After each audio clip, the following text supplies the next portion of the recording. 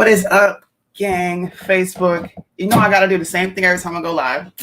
I have to make everything public because Facebook, they don't like me. They even cut my feed when I did the morning show with the Hit Squad. Bro, this is the most infuriating thing I've ever had to deal with. Okay? But today I said I was going to be doing a bit of a controversial episode. I have a diverse cast. We have men, we have women, black, white.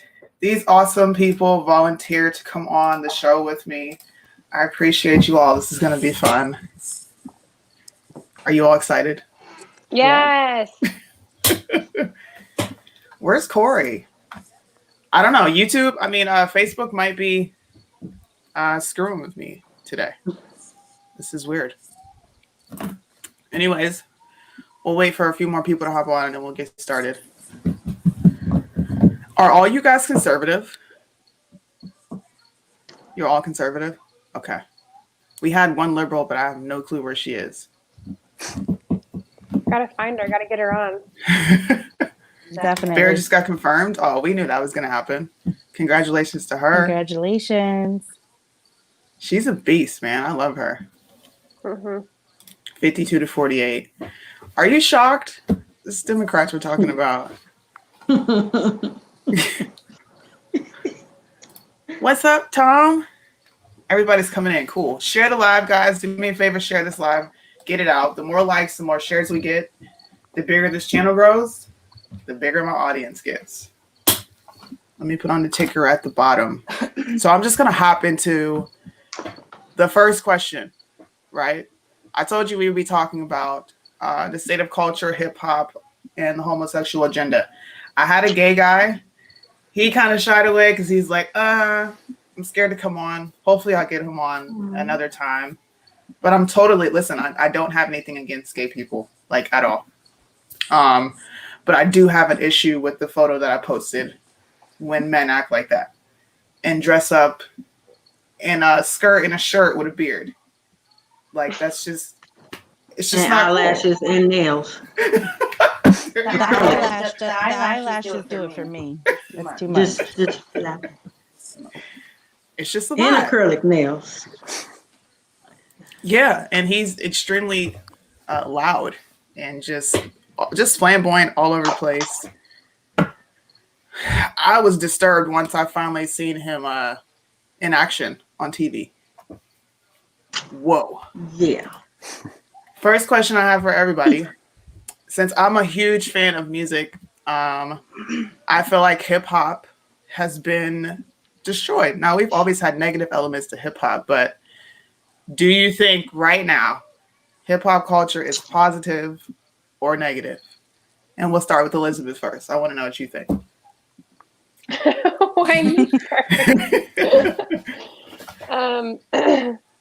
I love what Candace Owens says about the Black community and music, and that when her father was young, the number one song was Sunshine. And, now that she's the age that she is and the culture that we are, the number one song is something about WAP.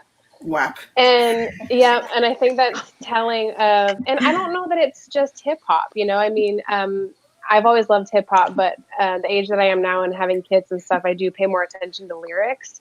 Mm-hmm. But yes, I think culture has driven music and particularly hip hop down the drain. Okay. The beats are awesome, but it's trash. Facts. What about you, Jordan? Oh, I'm putting you on the spot. Yeah. It's definitely a negative because they're shining on, a lot of things.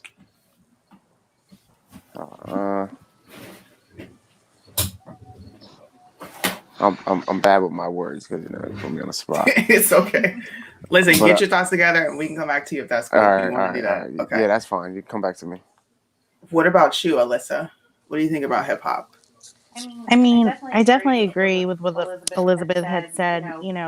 Lyrics play a big role, but for me, I think it's more or less the lyrics have less meaning now. Like back in the day, even when NWA was saying fuck the police. Like they had a movement behind that. They had a message, Mhm. whether good, bad, indifferent, doesn't matter. They had a message. And like now the message that's being portrayed is like there's this certain lifestyle that you need to live if you're in a culture of poverty. And like that's your only option. And like that becomes a negative for kids who don't really have the guidance that they need. You know, that's like the only thing that they're hearing. They're relying on those people to be role models. And the message is not positive. And they're also like putting off this whole like gangster per se persona, but like a lot of these rappers, they're not. I mean, Jordan's my husband, by the way. He's looking at me over here like you took my words.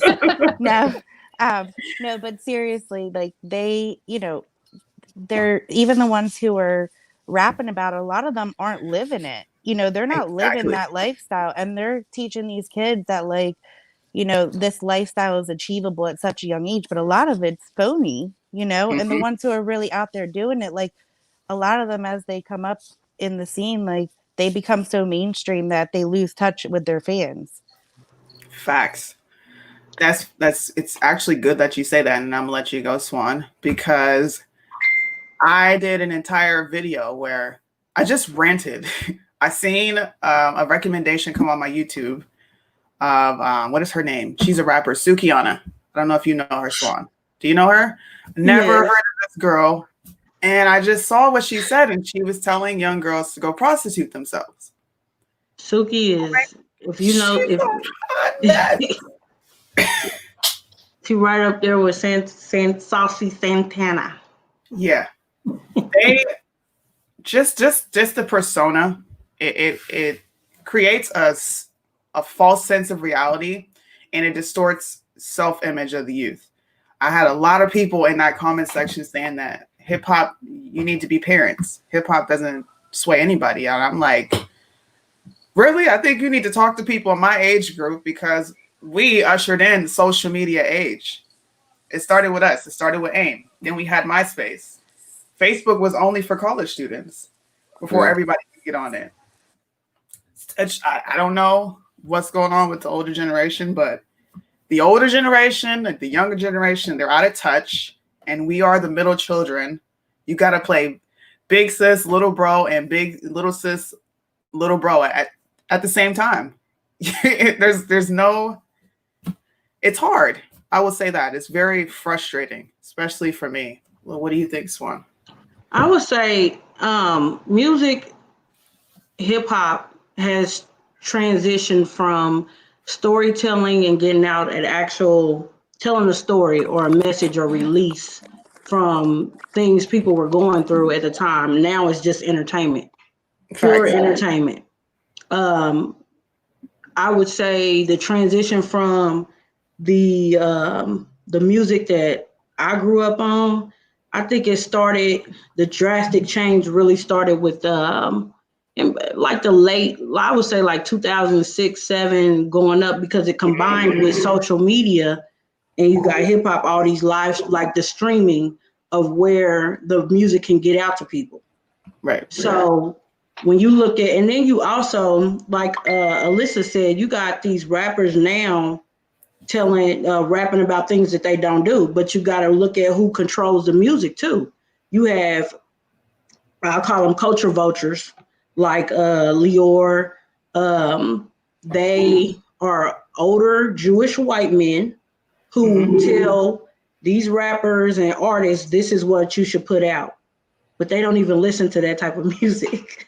But they're able to control and be not the gatekeeper, but more of the handler of what you're going to put out. So they're putting this stuff out.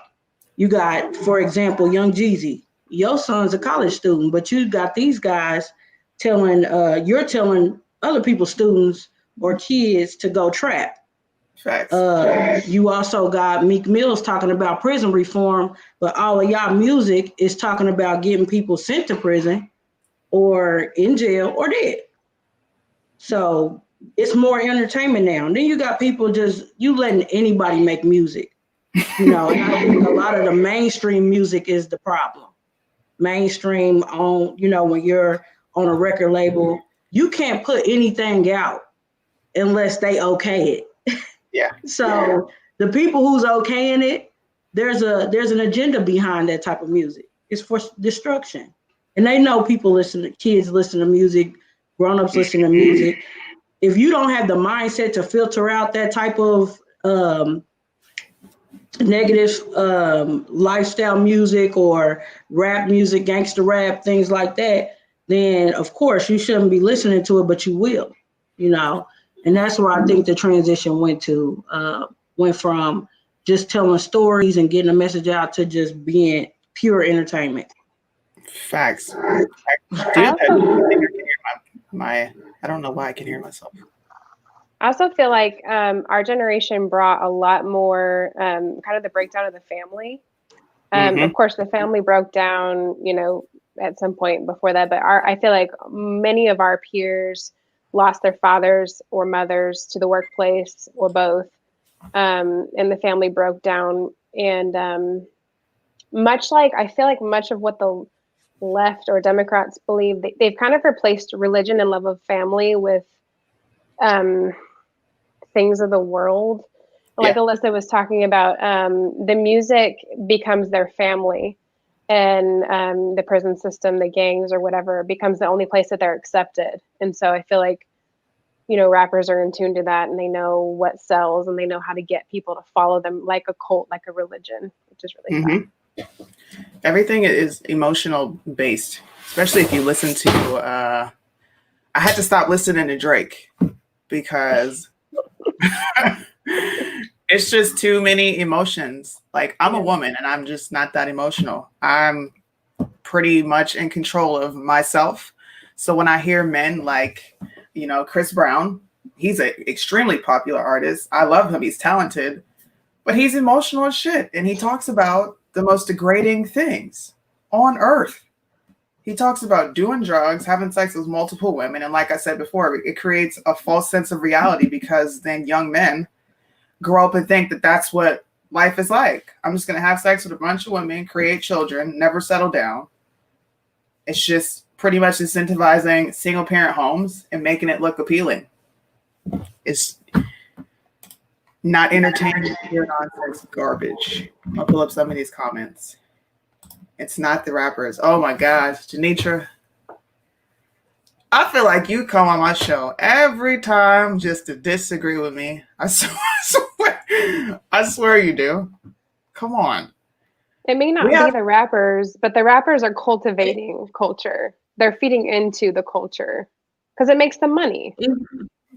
Yeah, if it sells, it's gonna sell. Like, they're not gonna put. If it don't sell, I'm telling you, they're gonna make them go back to the drawing board. Like, no, we're not putting this out. Look at a person when they first start off with their music, just being on YouTube and stuff before they go mainstream. Look at how they message shifts. Even Miley Cyrus, people be like, "Oh no, she just got older." No, that's not an excuse to be out there swinging on a darn wrecking ball naked. You went from party in the USA in your cowgirl boots. Now you're naked on the wrecking ball. She used to be so sweet with her party in the USA. I got flack because I put up a post and I'm like, Miley has some bangers. I like her. She's going back to old school rock. I'm sorry. I like Miley Cyrus now better than I liked her before. She's an adult. I get it when people say entertainers are not responsible for raising your kids. Absolutely. And I'm one of those parents where my children don't even know what the music is nowadays unless I play it. So in that aspect, it's like some artists are just dope. They're talented. When they cover, like she's covering classical rock music, I like that. But when you get on stage and you just say a bunch of ridiculous things, and we have drill rap, which is really popular, especially in the African American community, where you're killing for clout. That's all they rap about. Every single song they put out, Chief Keef, what's the other one's name? With Bobby the gold Shmurda. hair. Bobby Shmurda, and the other one. What is his name? He looks like a girl. He's got the real pretty eyes. And Lil Durk. He just got off on a murder that he was guilty for. He did it. They got his ass on camera and he's walking free. And then he goes and raps about this. You put it out to the youth, and you're trying to tell me that hip hop doesn't have any effect on the youth. A lot of these rappers are like industry plants to me, like infiltrating the industry. Like look at Tekashi 69. You mean to tell me, you know, and it's not to be like a conspiracy theorist or anything, but you mean to tell me this dude did all this stuff. He goes to federal prison, gets out, puts out these albums. Like, come on, like this is all pure entertainment. The world's a stage to me, because it's just like how they do these movies. You got to think like when they write these scripts for these movies and then they put them out, and it's some bizarre movies out here. Like you like, how the hell did they even? If you even look at what's on Netflix and Hulu now, like the way the stuff is just out there, you like, what the hell? Like they really putting this stuff out here, and they are. And it's like the same thing with music. And these guys, these incidents going on. Oh, this person got shot. Oh, this one got shot in the foot, but she out there twerking 2 weeks later. Come on. Please. She lied. I just want to add one thing too. I was thinking about it. Like, you know, the part where the youth coming into play and like where you as a parent, you don't really have a lot of say is like when your kids start getting older, middle school, high school, they're on social media, they have access to their things themselves. And, you know, I mean, we've seen it even in our own areas where, you know, these kids, again, they have this mentality of poverty. They're looking at four walls and this is all they think that they have. And you have their predecessors and their people, you know, their big heads who are telling them like, this is what you got to do. You got to rap and somebody's going to make it out the county. Like, that's how it always is. And the thing with that is they start creating beef with each other for no reason and portraying it through their songs. Like there's no message that's being positively spoken to those kids. They're out here, you know, thinking that they got to pull a gun to be something nowadays. It's like, you know, they're basically, to me, it just seems ridiculous that the older generation would look down and say, this is what you have to aspire to. Like, you know, keep your strap on you at all times, do this, do that. Like, we shouldn't have to live like that. Like, these kids should be being able to be kids, you know, like they don't get to do that. I mean, you saw these cases where these, you know, star high school athletes are being shot and killed. Like, it's crazy. Yeah. Charlie, I just saw you, man. You got to tell us what you think about how that. are you? I'm great. Sorry I'm late. I just got back from work. It's cool. We're both in Japan, guys. This is my buddy. I didn't even know he was in Japan. That's the crazy part about it. Yeah, fun, small world. I just popped into the hot mic one day. I was like, who is this going live with this MAGA hat? Let me see what this is about. But I think I'm going to bring a lot of controversy for this topic just because I deal with it a lot due to the fact that I am a DJ. So I see the biggest gangsters on a weekly basis that are really not gangsters. The U.S. military that are in the E-Club that throw up gang signs and we're all apparently from the hood and doing all this crazy stuff, right? That we all know that being active duty military, you probably have not done any of those things due to the fact that you're on an actual contract and have a job with a clearance. But I think that, yes, hip-hop is very electric and very influential, especially since the 90s, where to me it all kind of jumped off and with as far as style, fashion, and with all that stuff. But I don't think that hip-hop is completely, totally to blame for everything that is going on, especially violence-wise. I feel like it's a scapegoat for parents that don't want to raise their kids. And even when you are in that situation, to me, as a young adult, I think a lot of it has to do with where you're from and also who you surround yourself with. I think me, honestly, as a person and the way that I am, even if I was from that area, that's not something that I would want necessarily for my life. So I wouldn't associate with that kind of thing. And I say that too for the fact that people in my family, people like my little brother, who we live completely different lifestyles. We had the same upbringing. We had the same parents. We lived in the same house. To me, a person is going to be who they are going to be, and you can't stop them. Once he got out of the house and was able to make his own decisions and be the person that he wanted to be, that's exactly what he did. And I say that for myself too, is because every morning I'm selling bricks and counting drugs and doing everything based off the music that I listen to. Have I done any of that in my actual life? No, I have not. Would I ever do any of that in my actual life? Probably not. But do I listen to that music? Yeah. Do I give it airtime? Yeah. Do I spend it for the nature of my job? Yes. Is it popular? Yeah. Does it sound good? Yes. But to say that it doesn't push bad culture, it does. But at a certain point, us as people, when are we going to stop blaming other people and take our power back and put the emphasis on parenting and groups? Because it's just like certain crimes and stuff that especially happened back in the day. What were they listening to? Rap wasn't out. The biggest notorious criminals from 70s, 80s, 50s, 60s, rap wasn't out. And I think if we're going to blame hip hop, then we also have to start digging into these other genres as well and blaming them. Country music sexualizes women. Are we going to start blaming country music for rape? Rock has been violent, incites mosh pits, riots. Are we going to start blaming them? And then to me, it starts to create this rabbit hole of what are we going to start blaming? Because now we're blaming music. Are we going to start blaming movies? Are we going to start blaming TV? We're just going to have to put everybody in the bubble because the culture, we can always find something to blame based on the culture. And I don't think that's fair because you do have to make a conscious decision to do something. I have a weapon. I have like 2 or 3 weapons. But me listening to Kevin Gates or Chief Keef or any of these main rap artists that are talking about shooting and killing people, I've never done that. Because I use my own conscious decision to say, if you do this, you're going to go to jail, sacrifice your family, your life, and everything else that you've earned, and it's not worth it. I agree with you on some points. Now we war with each other on this subject just because we're older, right? All of us here can say this is entertainment and know that it's entertainment. Every kid, every teen doesn't have a mom like Suni. They don't have my husband for a father. They didn't have my parents growing up. Like, my mom just didn't play that. You don't play that in my house. Now, she bought me certain things and then would tell me not to play it, which is counterproductive. But I'm talking about the at-risk youth. Over here in Japan, you can see how much hip-hop it's just transcended race barriers, language barriers.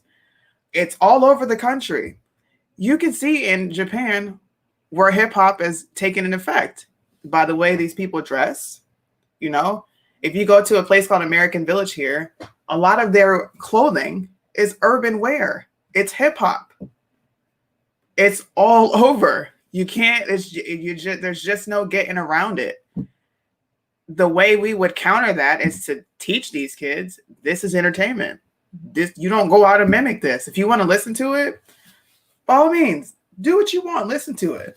But don't walk around thinking that you're just going to be a thought and get married and never have to cook or clean, because that's what Cardi B says in her music. And now girls think that they can go do that. They walk around with Edward Scissorhand nails about this long. It's just ridiculous.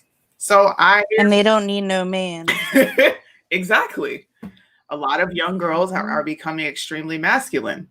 So I agree with you on certain parts, but we have to hold hip hop accountable. I don't know many people that actually listen to country. I'm just going to be real. You ask any black person, look, I play country and rock, and a lot of my friends look at me like I'm crazy. Why are you playing that white music? They ain't listen to no country. Like, come on. We just got to keep it a band. Hip hop has a huge influence. So can I ask? I'll say it's an influence as well. I'm sorry, say that again. I didn't hear you. He wanted to ask the question, but I was just gonna say, everybody knows music is influential from the lyrics to the rhythm of the beat is influential. Period. There's no denying that. Now, like I said before, it's up to us to decipher through what you're, you know what I mean? Like filter between what you're going to actually take to heart and do versus you're just listening to it for entertainment purposes. But as we know, kids growing up or even some young adults, they don't, some of them cognitively speaking don't even have that kind of ability to deter between the two, especially depending on their upbringing and who they've been influenced by. Yep. Music is a part of culture. Sorry. Oh, go ahead. And tying into what everyone has said, if you don't have a foundation of family and that unit first in your life as a child, something else is going to replace it. Facts. What was your question, Charlie?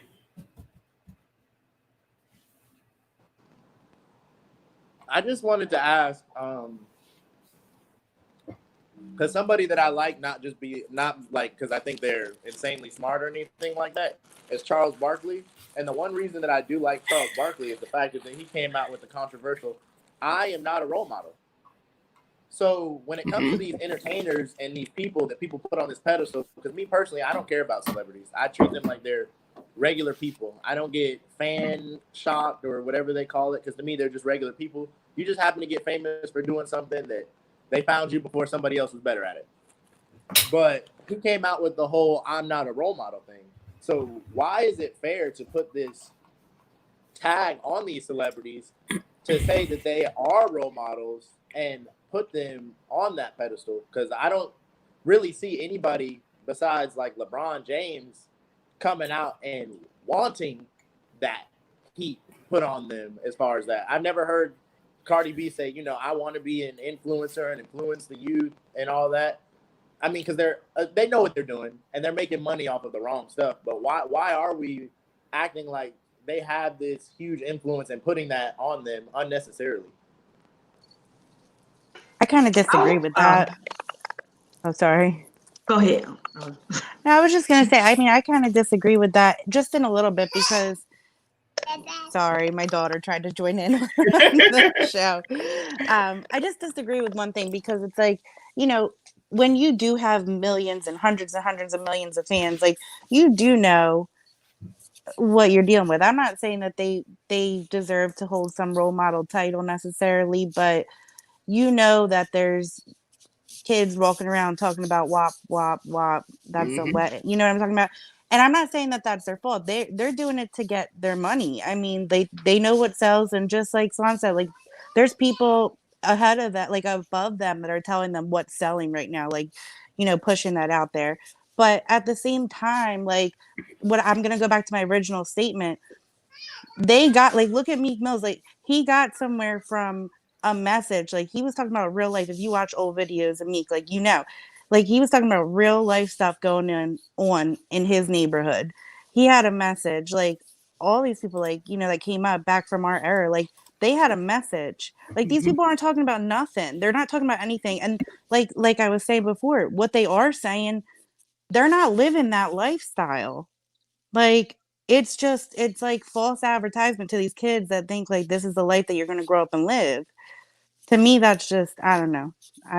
I just feel like they know, like once you become mainstream, like a lot of them do, like, you know, your audience, like, you know, that it's a very diverse group of people with a lot of ages.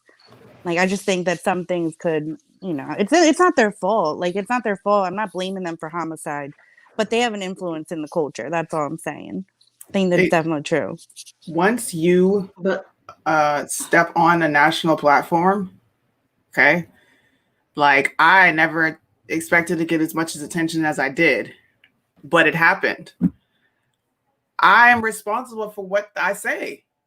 There might be somebody young watching me, and I'm responsible, like, for me. It even says it in the Bible, when you're a teacher or you're giving people a message, you are held to the standard 2 times than a normal person because you are giving them this. So yes, they are held to a certain standard because you're on a national platform. You know, you have young people watching you, like she just said. So govern yourselves accordingly. And nobody wants to hear about what you do in the bedroom. I'm sorry. I don't want to know what you do in the bedroom. And it's not just their fault though, that like overall, like even just in our generation, not just with hip hop, but with anything in general. Like you look at TikTok, this, that, and the third, whatever. Like all social media platforms, like the overall like culture has changed. Like it's not just in music, it's across the board. Like kids cannot be kids anymore, and they're gonna get in where they can fit in, and that's the problem. It's not just hip hop, like it's across the board, honestly. Mhm.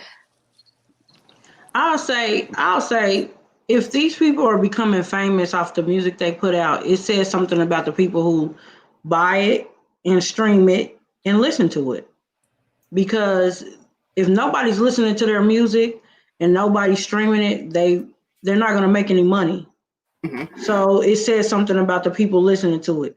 So that's still our responsibility as listeners and people who purchase the music as well. Then on the flip side, you got what he said about Charles Barkley not wanting to be a role model. Well, you got the entertainers who want to whine and cry when they put something out there or something personal is going on that's out there or something happens and people judge them on the music or anything like that and they get upset about it. Well, you put it out there.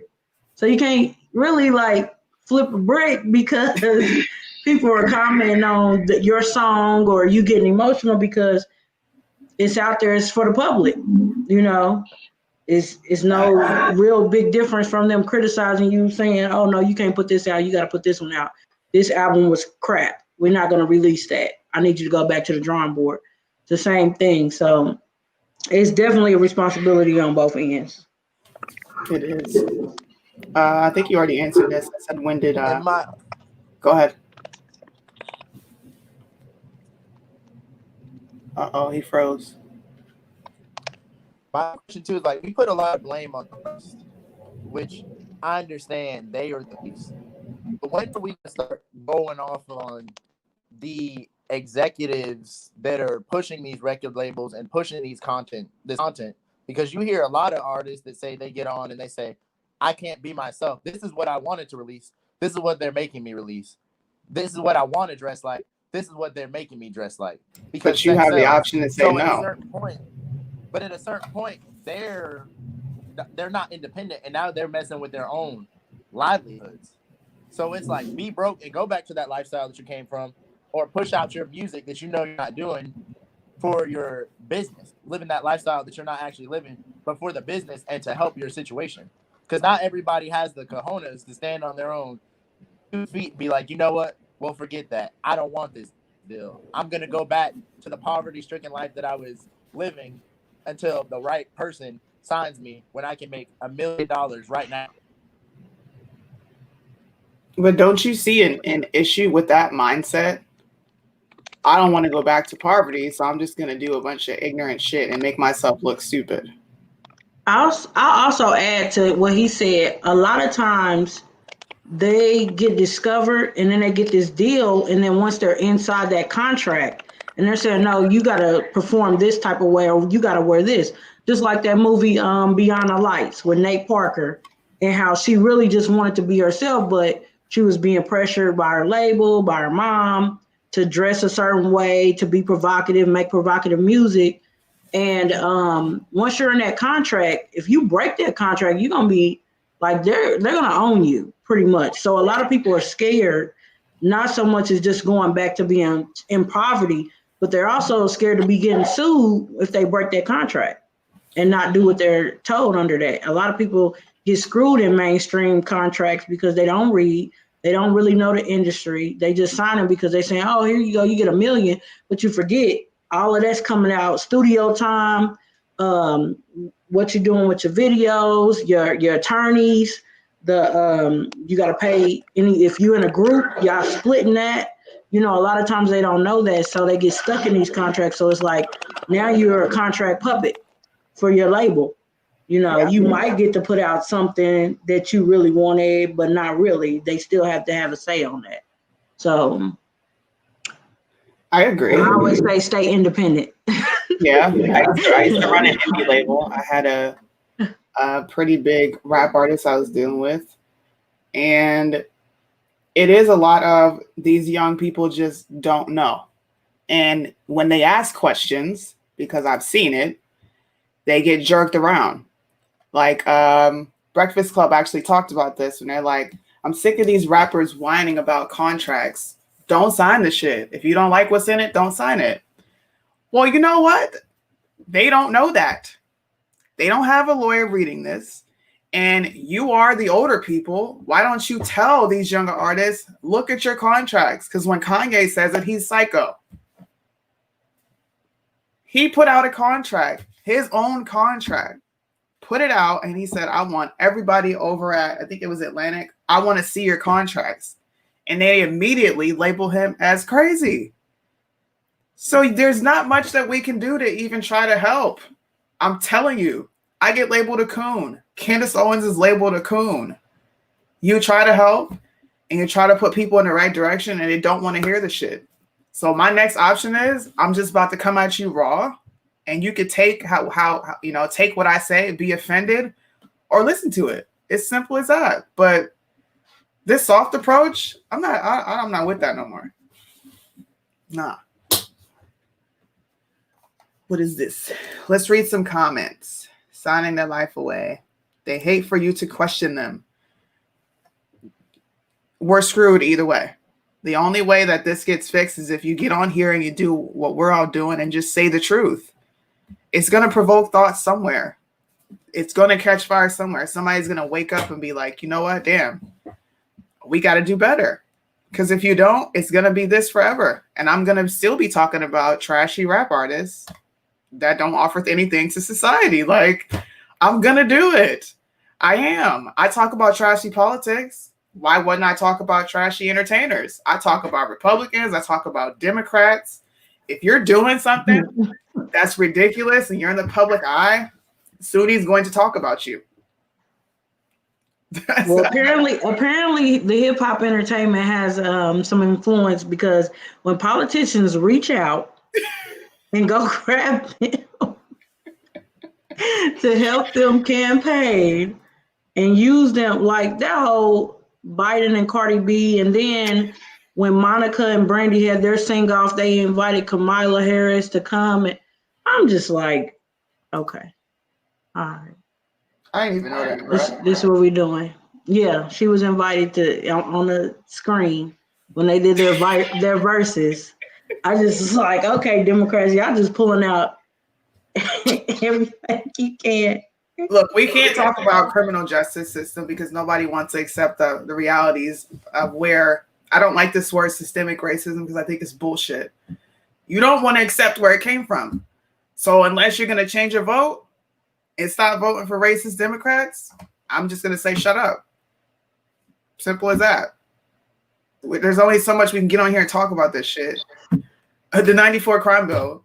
Go look it up, do something about it, and quit whining. That's a lot of Black people just whine, man. Do something. Go vote. Exercise your rights. If you're not gonna do anything, then kill that. What is this? What'd you say, What did Charlie? Charlie say? What'd you say, Charlie? I said that was brutal. That was brutal. Yo, seriously though, like how many times are we gonna talk about systemic Your racism? own risk. How do you guys feel about that? We can get off topic because systemic racism and hip hop go hand in hand because that's all rappers and all these people talk about. I, for one, have never had anybody stop me in life from doing anything I wanted to do. Period. In fact, I made more money than most of my white coworkers because I work in the IT field. Explain that. If systemic racism is so real, how do I manage to make my money? Maybe one of y'all can tell me. I don't get it. Look at Elizabeth. She's like,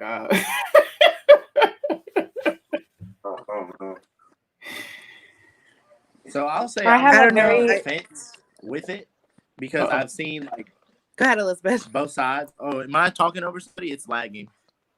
It is. Go ahead, Elizabeth. Oh, am I good? Okay. Oh, I was just gonna say I have a very good friend who thinks that I'm quite ignorant because she says that she gets stopped more often because she's dark and her sister is light. And of course, I'm not in a position to tell her that she's, like, you're crazy, because I don't know what that's like. But that's how she explains systems of racism to me. And it's awkward being, what I am and who I am and having these conversations with my dear friends, because I don't ever know how to respond to it. So, man, look, that's what I have to offer. I get white people in my inbox and they're like, I'm not racist, but I can't say what you say. And I say, yes, you can. Why can't you? If they're your friends, they're going to take what you have to say and be like, okay, she's talking to me out of love, bro. The Hit Squad, yo, we say the most outrageous stuff to each other. And I still love those guys like they're my brother, because I know what it really is. I always go back to, like, the things that Candace Owen has said over time. Like, Jordan, his phone died, so he's back here with me now. Whatever. Like, we always tell people, when they come at us about being Republicans, like, okay, well, do you think that Black people have less opportunity in America? And they say yes, right off the bat. That's racist. And he goes right at them like, that's racist. Like, you're saying based off the color of my skin that you think that I have a less opportunity than you, when in fact I have far probably more opportunities than you right now.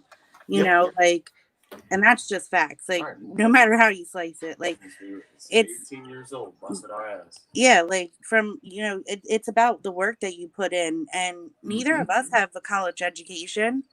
Neither of us have college degrees, and we still, make ends meet. We have 2 kids. Like, we get it done. Like, I know people who were preaching that they have less opportunity who have master's degrees, but because they're Black, they've taken on a victim mentality that the Democrats have spewed for years and years and years and years, that they need the government because you're beneath them somehow. Right. Like, that's bullshit. That's racist. I don't care how you flip it. That's systemic racism right there. They put policies in place based off that rhetoric. That's systemic racism. If you want to flip it that way, we can. I mean, and you're telling the truth. I try to tell these people, like, and they're my good friend, and I say all the time, like, I'm no better than you. You're no better than me. We're the same person. And they, they throw the police thing in there too with us, but it's like, we've had encounters with police officers many times where like, Jordan's actually been profiled, like, full blown, plain as day, profiled, and it didn't end the way that they're making it seem like it would end. We have our license to carry. Right, we have our guns with us. We have license to carry, and have been pulled over with them and have had no issues. Like, I don't know. They're teaching. The thing that bothers me though is that, like, that rhetoric is being passed down, and I keep going back to that same thing, the culture of poverty. Like, that is being passed down, that you are a victim no matter what. Like, and that there's only a slim chance that you can make it. That's BS. Like, that's just BS, and that's coming from educated people. They're judging themselves off the color of their skin. That's ridiculous. I was taught that. I grew up in a single parent home. My dad really wasn't present in the picture. I knew who my dad was, but he wasn't there. And my mom had this, I'm not going to call it a hatred, but she's just not a fan of white people. So I grew up thinking, white people don't like me. I'm going to have to work 10 times harder. I ended up marrying my husband. I call him a Half-African because he's half white, and he spent the majority of his time with white people. So he's not the stereotypical Black man. He's just not. It was day and night for me when I tell you how the family dynamics, morals, they're just completely different. And I'm saying something, but I grew up with that preconceived notion that they just didn't like me. I had no clue why. I never experienced racism until I started my podcast, And liberals would be like, I have white privilege and I'm outspoken. No, you don't. Who told you that? Yes, I do. Just accept it. And they get pissed off when I'm just like, bro, so you're admitting that you're better than me because you're white. No, I just can't help this. This is just what the world is. Like, no, you're just racist. Just go ahead and accept it. That's your own world right there. Like, no, that's not the world. That's crazy. I said this a while back. I think when I did one of the shows where I grew up in the hood and currently still sort of live in the hood, and I went to different high schools, public and private and township, and I see racism is still here, but it's not as much as it was back when my grandparents and my mother was growing up. I think it's more now perception and prejudice than it is more racism. Because like I said, you got to look at everything that gets people's perspective. Like when I grew up out south from the age all the way up to about 8 years old. So I grew up around white folks in the south side of Indianapolis. So my perception of white people were not that they're just racist. Now, did we have some people who were mean and ugly to us? Yes, but we didn't know exactly what that was until we got older. I will say perception, like look at how the media will portray black males. Like black males, they would put, they committed this crime, all the bad stuff. So if you're a white person and you've never really had an encounter with a black person or a black male, your perception is going to be what the news puts out or what you see from the music or what's in movies, like the black male plays a crackhead or the drug dealer, those common roles that they play. So your perception is that. It doesn't necessarily mean that you're racist, but it's just that's your perception. Same thing with black people. If we see, they did this little study where I think they were asking these kids, they put up a sign of a white male and a black male, and they asked them which one is a criminal or which one is nice or which one is mean or something like that. And they were all like saying the white person is this and the black one is that. So it was just like this perception thing of what you're seeing. I think a lot of times, even in the workplace, I think I explained that, where you'll be talking like I'm black. So I'll be talking to one of my black coworkers and they'll be like, oh, you better not apply for that position or that step up, or they're not going to give it to you because you black. So then you don't do it because you feel like the white man is going to hold you down instead of just doing it anyway. So that's the type of mentality. And you got this perception that, oh no, you're not going to be able to thrive in this company or in this workplace because you're black. That's a mentality that's still going on. So you're just labeling it racism and you don't even know if that's really the truth because you never apply. And it's our parents, man. They set us up for failure. My mother set me up for failure. I don't think, had I not met my husband, I don't think I would be here right now. I'm just going to be real. Everything I was surrounded by is just mediocrity. Go get a state job, work till you're 55, and retire and collect Social Security. That's really all you're supposed to attain in the Black community. That's what I was taught. The number one employer for Black men and women is the state. That is it. They don't show up in any other markets job-wise in those drastic numbers. You look at CEO positions, Blacks make up 3%, if that. You look at scientist positions, doctor positions, we don't even show up there. You don't go to school for these things. Our culture is not driven towards that. So it starts at home. And like I said, I'm real. Like my mom set me up for failure. You walk around thinking white people don't like you. You don't know why. Just like you just said, oh, I'm not about to go for that position because I ain't gonna get it. I'm black. Who told you that? Same thing with school and scholarships. I would hear Yeah. when I was in college, they would say, "Oh, you don't apply for that scholarship. They only gonna give it to a white person, so you may as well not even." And all these scholarships go awarded because people do not apply for them. Right. And that mentality, it just keeps going and going and going. And it's like, no, I would have never lived in England. I would have never traveled throughout this whole world as I did if I would have listened to that type of stuff and stayed here. Facts. What about you, Charlie? You had a different upbringing. You seem like you had decent parents. Yeah, I do. I have great parents. Just for the fact of the morals and everything that they instilled in me and my brother, and it was the same, similar to you. Is like, you're not going to do that. And I remember even down to when the whole white tee era came out. For the people that don't know, like, I'm from Georgia, so Atlanta was a big influence on us. So the whole white tees and everything and solid color T-shirt phase, my parents were like, "Hey, no, we're not having that. You look like a drug dealer. Stop. Like, you look like a drug dealer. Like, we're not having that." And that's a profiling tool that the police use and drug dealers use to mask their dealers. Because it's, hey, he was wearing a white T-shirt.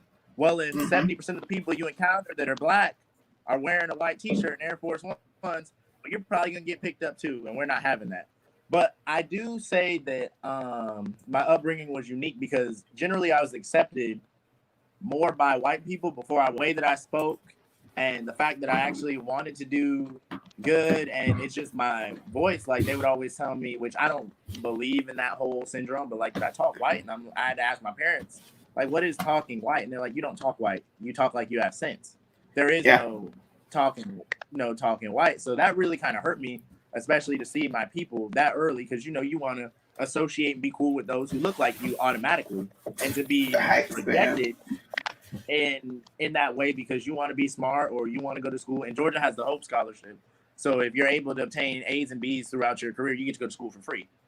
So while trying to earn that, and it's just like, wow, like, that's how you guys treat me, or because of the way that I speak and stuff. But then where I started to see the flip side of things is where the prejudice comes from, like Swan was talking about, as far as microaggressions. So you'd be hanging out with your white friends and stuff, and they'll be like, Charles, we really like you. You're not like everybody else. What do you mean everybody else? Well, them. Well, who's them? Because essentially, I am still them. So what are you trying to say? You know what I mean?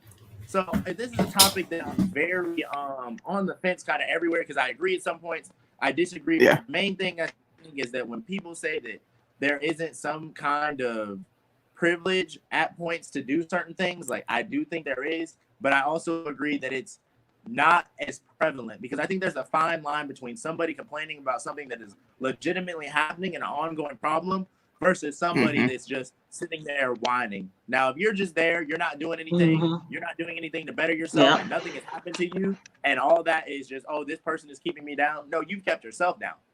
But if you're out there grinding, you're doing what you need to do, you're making yourself marketable, and then there is actually somebody holding you down or holding you back, which I've seen, then we can't discount those people and their experiences. And just to touch on what I believe her name is Alyssa said with the encounter with, like, the police, I still have an issue with that, just for the fact of that he was profiled. Granted, it doesn't need to go the way that everybody else has went, because let's be real, all cops are not bad. And I want to say that again. All cops are not bad. But is there bad cops? Absolutely. And should those bad cops be dealt with? Absolutely. So the fact to me of that he was profiled and even had to go through that lets you know that there are spots and instances that these things are still going on and they need to be corrected.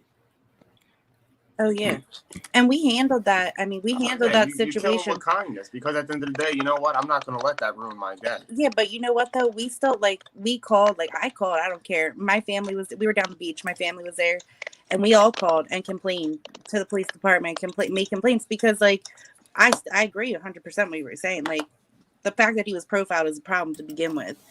And that's an issue, you know, in the policing side. But I'm just saying in general, like, you know, a lot of the systematic racism that we see in the media is basically based off of the police. It has nothing to do with the other side, with all of these policies that are being put in place that are actually physically, it's holding Black people back. So I agree. And you know what I mean? Like, I agree with what you're saying. There's still a problem there, but the systematic racism, I think, goes deeper than just people thinking that, you know, inherently white people are racist, like, and that there's systems put in place against only Black people. I think that those systems weren't put in place by people that we think that they are. So I'm Yeah. just saying. Oh, and I completely agree. That was something that I was glad to get educated on that subject, because that was stuff I didn't know. The whole Joe Biden video, I just saw that this year. I knew that Hillary Clinton had said the whole super predators thing, so I researched that. Plus the nature of like my job, somebody had an encounter with her, so I looked at some stuff, and my wife is big into that stuff, so she researches it. But I had to really get educated in that fact of that when she was talking about the systematic stuff, that so much of it is actually legislative that I didn't know about. And then that got into the whole people are on the Democratic plantation thing. Yeah, it goes back to the Civil War. It's very credible, and it's very true. Because Yeah. I'm a big person. I don't identify party-wise. I just vote for who's better for me and what's going on at the time of what I need. But as I start to learn and do more research and stuff, I see that it seems like a lot of the time Republican Party is better for me and what's going on in my life. Right. That's people get extremely offended when I tell them to get off the plantation. I say it all the time. There was somebody on my show. This is when I first started doing my show, and I had so what happened is I'm from a small town. It's predominantly Black. There is a lot of, I guess, I'm not going to call it racism. I'm going to call it prejudice. Just because it's up north, people up north are rude. A lot of that goes on up north, right? So to them, I'm on the side of white people. So I did a show and I labeled it "Get Off the Plantation," and I laid everything out. This is the 94 crime bill. This is where your systemic racism is. If you want to go further back, we can go into FDR and the New Deal. That was a welfare state. That removed the father from the home, replaced it with the state. You are seeing evidence of this now. Get off the plantation. I got shit on. My entire hometown started a watch party. Watch me. Called me a sellout, called me a coon, everything you can imagine in a book. These are family members too. You sold out your own race. Like, no, you did. Yeah, exactly. You're I the saw one nobody that out. believe in the rhetoric of, you know, he's a racist, this, that, and the third. Tell me how. Right. Oh, I can't. Yeah, exactly. Give me some facts, and you know they never do, and they just say, well, because he just is, and you know they sort him off. It's I don't like that he said this. Well, you know what? Your feelings don't have any Right. place in the political world. we went to the Trump, when was that, Sunday?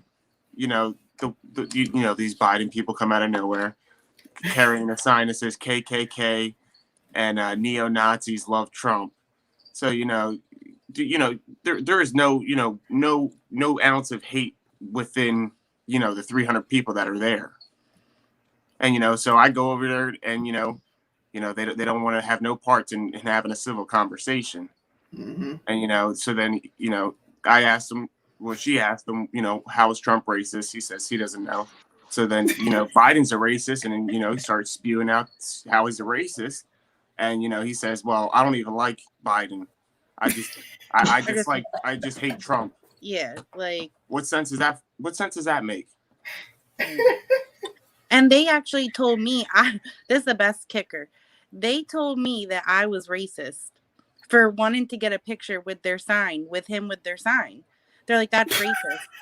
I was like, no, I'm just trying to prove my point here. Like that this is ridiculous. Like you're coming here talking about Trump supporters, support the KKK, all this stuff, when there's multiple Black Trump supporters out there talking to the people, having a conversation, out there dancing, everybody's having a good time.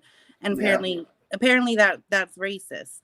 And you know, there's people driving by like look like they were about to die. They were like looking at him through the hood. Yeah, we're in Newtown. We were in Newtown, PA. You know, Suni. Like we were in Newtown, PA. Like, and they're driving by scared to death. And they looked at Jordan and said, "Really?" And these are white people. I'm like, I don't know what's happening right now. Like this man, you're actually discrediting this man by the tone of his skin so badly. You can't handle that he has a voice. Get off the plantation. Yeah. That's what I'd say. You're mad he doesn't have a voice. Right. Like you're so mad he has a voice. You don't want him to have a voice so badly that, and as I said too, like you're judging him, telling him who he should vote for off the color of his skin. All right. First, I'm not Black because I don't vote for him, and now I'm a chump because I vote for Trump. Right. I just wish we would have known that outside that he said that, but you know, it's whatever. Yeah, we were Man. outside when he said that. We were outside of Biden's rally in that herd of chumps. Wow. I didn't have nobody call me a coon or anything, at least to my face on Facebook. But I did have some people like, I cannot believe you. What made you and why do you? I just really need to understand. And I'm like, there's nothing to understand. Right. I said, why haven't you done your own research? I said, we rely so much on artificial intelligence or information that because it's so at our fingertips. So all you're seeing is what's coming down your timeline. Exactly. I said, I literally took time out and went on the website of the White House and looked at all the policies there and read it for myself. And I was like, oh, I agree with that. Versus the little bullet points that the media give you, and then they'll put their spin on it and how it's so bad. And you got people who won't do that, but they'll argue with you up and down about how Trump said this. And I said, Trump is like a lot of y'all grandparents who say what they want to say. Right. And, you know, he like that grandpa that don't play, like, I'm just going to tell you how it is. And this is what it is. And we all got family members like that. That's why I'm like, how are y'all so shocked? Aren't you glad somebody is willing to say this stuff now versus playing the little politic game that we've always heard? These same people that are, you know, coming at you guys for who you're voting for, I mean, they're voting for somebody who was outwardly racist. Right. You can find the videos. I mean, he read the eulogy, whatever, at that dude's funeral. Like, Robert Byrd. Yeah, he's holding hands with him. Like that little trait is always deep down inside you, no matter what. Oh, they'll tell you you're digging up stuff from '77, but y'all still digging up the Central Five. The Central Five ad that Trump put out that wasn't even really racist the way they made it seem like. Because if you never read the ad, all you heard was he said they should get the death penalty. Well, if you really want to be truthful, a few of those boys were actually guilty. Not just because they admitted, but this is just from me looking at the all the evidence that they put out. Yeah, I'm not going to speak on that because I ain't read nothing about it. That's just me. And you know what's worse? Their fathers took them to the station and said, "Say you're guilty." No. Your daddy needs to grow a set of balls and fight back and say, you know what? No, did you do this? Right. And why didn't they want to interview the Black detective, Eric Reynolds, I believe is his name, who was the lead detective in that case? Ava DuVernay, she didn't do that when they did the Why We See Us documentary show on Netflix and had everybody all in their emotions again. Look at how they released the stuff. This stuff happened all the way this time back. There was already a documentary out in the 90s about this. Why are we doing it again? It's all about race baiting again. Oh, yeah. Get your emotions high so you can hate white people and don't vote for Trump. It's got to fit their agenda. They know how to trigger black people. That's what it is. They know black. Emotions. We are emotional people. But I could put a sign None of up, that. and I could put a picture of. For me. I love Everett Durskin. He was a Republican that saved the Civil Rights Act. It could be a sign for my mother that I am going in the wrong direction because I have a Republican on my wall. As simple as a picture that will drive emotion in our people, and it's freaking ridiculous. It's the Democrat baby syndrome. And people want to talk about race, but even during the Civil War, the blacks that were down south fighting for them, they were fighting along right side against the whites, with the whites. Up in the north, they weren't. No, they split them. They had their own regiment. They didn't want to fight with them. They were doing all the brunt work, building all the tents and everything. But nobody wants to talk about that. How isn't that racist? I have a question for you two, because you guys are obviously interracial. I have dealt with it. I'm not even gonna, my family feels some type of way. They say I'm being whitewashed. My husband is black. Oh my God. Okay. Oh my God. I know the term. He's a African. Okay. Now his father isn't the stereotypical black man. He is nothing like the black men I grew up around. In fact, I just don't have any affinity towards black men. It's just not there for me. So I know how rough it is for me, but you guys are actually like a real interracial couple. I'm interested in how's it going down for you guys in this atmosphere. I mean, honestly, Nobody says nothing. no, yeah. I mean, Jordan might not seem like it, but he's a big personality, and a lot like people really don't. We don't really come into too many problems. The only thing I would say is that, I know I forget who was talking about it earlier, but I think in the household, like, my family, I think I was the first person in my family to date a black guy. And like at first I feel like there was definitely pushback, pretty intense pushback too. And I never knew my parents as being like outwardly racist or anything like that. Cause they're, it's not like that, but I think again, there's a perception of like what a black male is, and that was scary for them, so like in the beginning, it was definitely interesting to say the least, but I mean, we're going on 12 years. We're married. We have 2 kids. We have a house, like just living our lives. I mean, we haven't really faced too much. You guys are lucky, man. I get it, bro. I mean, we take a lot of slack on the more politically than the fact that he's black. Like that, it's a lot more about our politics, our political views than people are rude. They'll be like, "You only think this way because I'm open. You suck a white penis," and I'm like, but I'm also half white too, though. Yeah, he's half white too. He is? Yeah. I don't understand it. There's definitely an issue in this country when it comes to interracial dating. I've gotten the question, why don't you want to be with a black man? It's just like, this is my preference. Right. Yeah. I mean, you're your own person. You're allowed to choose. We're in America. You're not being sold off from your mom, from your family to another guy. It's like you get to choose who you want. Yeah. Elizabeth just looked shook by that. She does. It's like, whoa. No, they don't like it. They don't like it. No, I think I've only ever experienced this type of issue with my grandfather, who we were talking about. That's the generation that tends to be outwardly racist, the last generation who does it or whatever. And he did. When I went off to the army at 18, he said, "Don't bring back a black man." And so that was really the first time I'd ever experienced some, and so I went away to the army and I thought about it for a lot of years, and I'm still thinking about it. made I'm a not sure. decision on it. Yeah. Why can't I? I mean, I'm just gonna play devil's advocate, right? Good portion of black men are shitty. Yeah, but you know what We just though? need to be honest about it.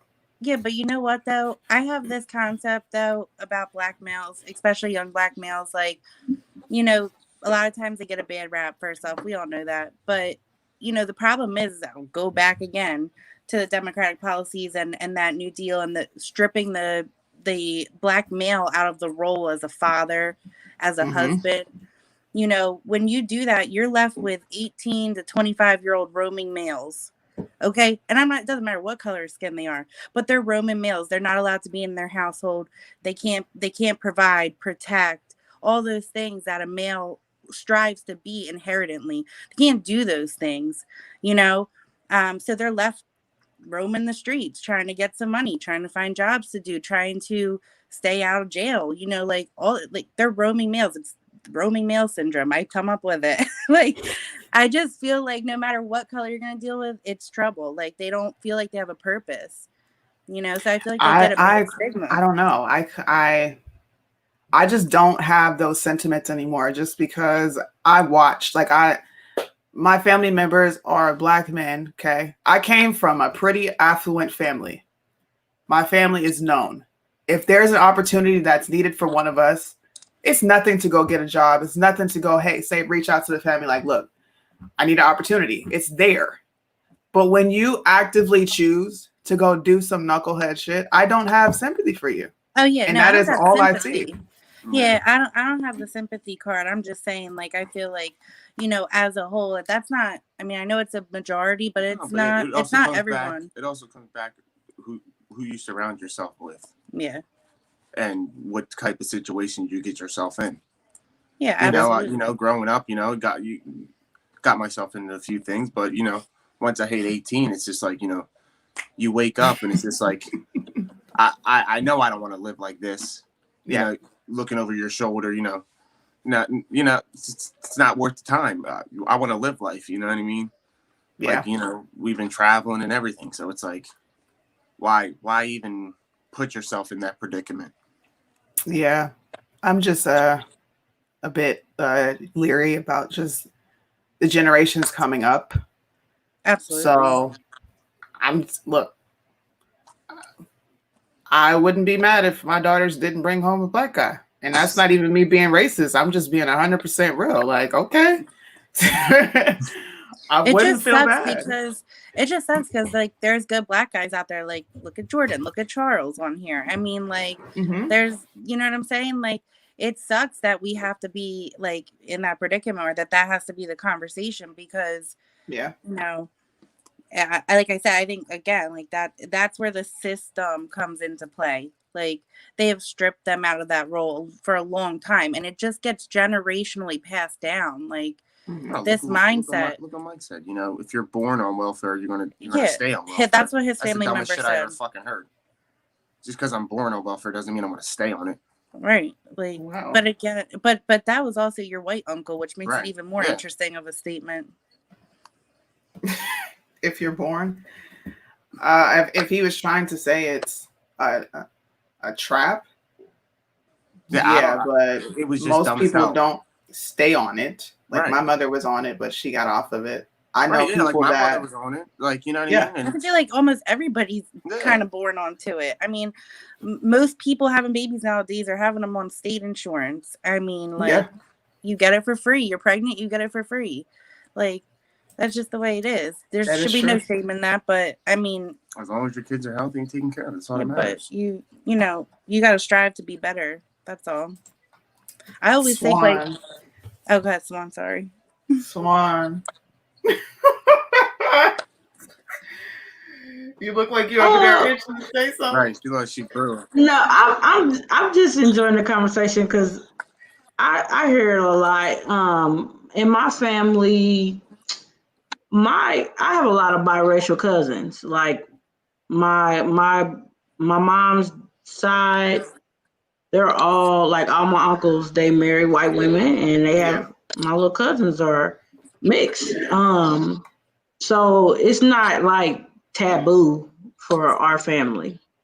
I'll say. I will say. I mean, you can have a preference, but that doesn't mean that's just who you're gonna end up being with. I'll say that because when you meet somebody, if y'all hit it off and it click and it depends on and they a different race or whatever, Facts. it is what it is. Like, you could say I prefer black men or I prefer white men or Hispanic men or whatever, but at the end of the day, if you're not, I'll say if you're not like because you got some people who say, well, why you only date white men or why you only do this? Not to me, but if I'm not interacting with, if I'm not out and interacting and meeting white men, then or black men, then that's not probably who I'm gonna end up with. You gotta meet the person. You can't just be like, oh, I prefer this, and then you don't never go meet anybody. Like, come on. You can't help who you hit it off with either. Like if the chemistry's there and that person said, hey, I want to be with you, and they're of a different race, okay, fine. Go for it. You gotta quit worrying about what everybody gonna think about you. This is your life. You only get one. Yeah. You can't worry about what other people think and how dictate. If it works for you, it works for you. It's hard out here in these streets. It's only hard when you listening to other people. Man. And worrying about what they think. I think it's not hard. I say it's hard. Yeah, I know what you mean. I do get tired of explaining myself to people, and I don't feel the need to explain, but when you have your own people constantly just like, you're against your people, you don't like black people, you're racist, you think you're better than black people. Oh, the white people on that side got you thinking this. And it's like, dude, when I walk outside, these people don't know that my in-laws are white. They don't give a shit about that. If a person's racist, they're going to be racist. They don't care who I'm associated with. They don't care if I have a Trump hat on. They don't care. It irks my nerves, really, to just have to deal with this. And this is the main reason I said I wouldn't want my daughters to bring that element home, because I came from that. I'm not going backwards, and I'm not going to allow you to go backwards. So if they do decide to bring that element home, mom and dad are going to sit down and have a long conversation. And if you ain't right, you can go ahead and skedaddle, hit the dough. That's how I feel. Right. I think I'm not bound by my skin color. I think when you're bound by your skin color, you're kind of like forced to choose and stay with black. Right. Now, what if the guys that you've come across that are black are shitty guys? Yeah. And then you get a Hispanic guy or a white guy that's, trying to show you interest and showing you, not saying all black or all, you know what I'm saying? But I'm just saying the people that you've interacted with. Right. So when it comes to color, if you're bound by your color, you'll miss out on something good because you're trying to stay bound to your color. Mm-hmm. Or vice versa. Facts. Or saying, oh, I'm not going to date black women or black men because they this and this and that. But the white men you come across are shitty, but you got a black man who's trying to, do right by you, but you're like, nah, because I can't. You're bound. Why are you? Stop it. That's another Democrat baby syndrome. We got to get rid of that. What about you, Charlie? What about you, man? What did Charlie say? I say some stuff, but this is me. I'm real, bro. Everything I'm saying to you, I will get on here and say to everybody else. These are conversations I have in private. I'm just not afraid to say them. So, I mean, obviously, this is something very near and dear to me, not only as a black person in the black community, but as a black male. Yeah. I don't like either way this topic comes across. I don't like people that are outlandish with their allegations of the black women that they came across. I don't like people that are outlandish in their interactions with black males. It's like I say, people are people, and we need to stop breaking that thing down as far as a color. Because if I'm from a country white Euro area where there's trailer trash white people there, and my pool is white women, and I only encounter poor white women, I'm not going to victimize the whole white female community, because I may move upstate or what have you and meet a nice white woman. But to me, that seems like what goes on, like with what they want to call the stereotypical black male as far as, well, I don't want them dating that element. And this, it's, to me, it's very easy to stay away from that element because you know what you're looking for as far as morals and value in a person. So me personally, no, I'm not going to go date somebody that they would consider a ratchet or stereotypical. But to me, I'm also not going to demean and come down on, you know, black women. I think that goes back to the whole Willie Lynch letter and the Willie Lynch syndrome as far as building, you know, self-hate. And I think as soon as you box yourself into what you like and what you're going to do, because I see it all the time with black guys of not wanting to date black women. I ask them why. Well, they're loud.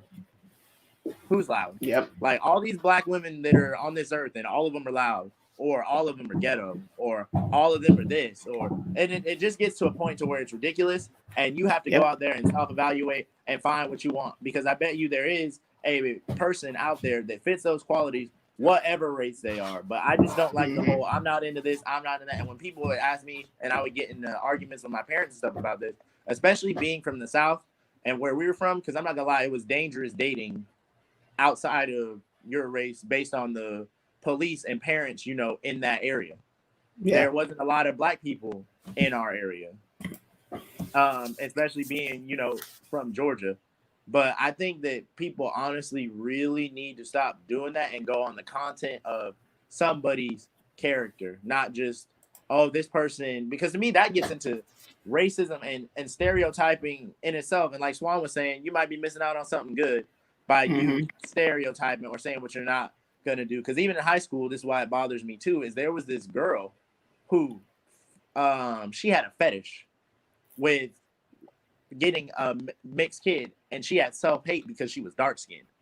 Wow. So from the time in high school, she would always be around us because she was one of our good friends, and one of my my best friend actually was light-skinned, and she was just so obsessed with him. And I'm always like, well, what do you like about him? Like, you always just say you're so upset. Like, what do you like? Well, he's light-skinned. I want mixed babies. One, we're in high school. It's too early to be thinking about babies. Secondly, like, why is there this such deep self-hate within you that you're already trying to not talk or even deal with all these other black males who you're not even giving a chance at the time of day because you decided that you want a mixed baby?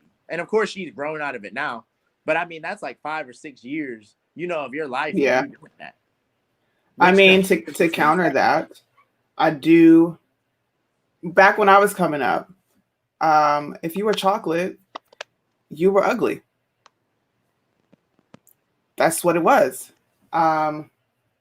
Guys did not like dark-skinned girls. Light-skinned girls with the pretty hair, that was what interests them. And I'm a 90s baby.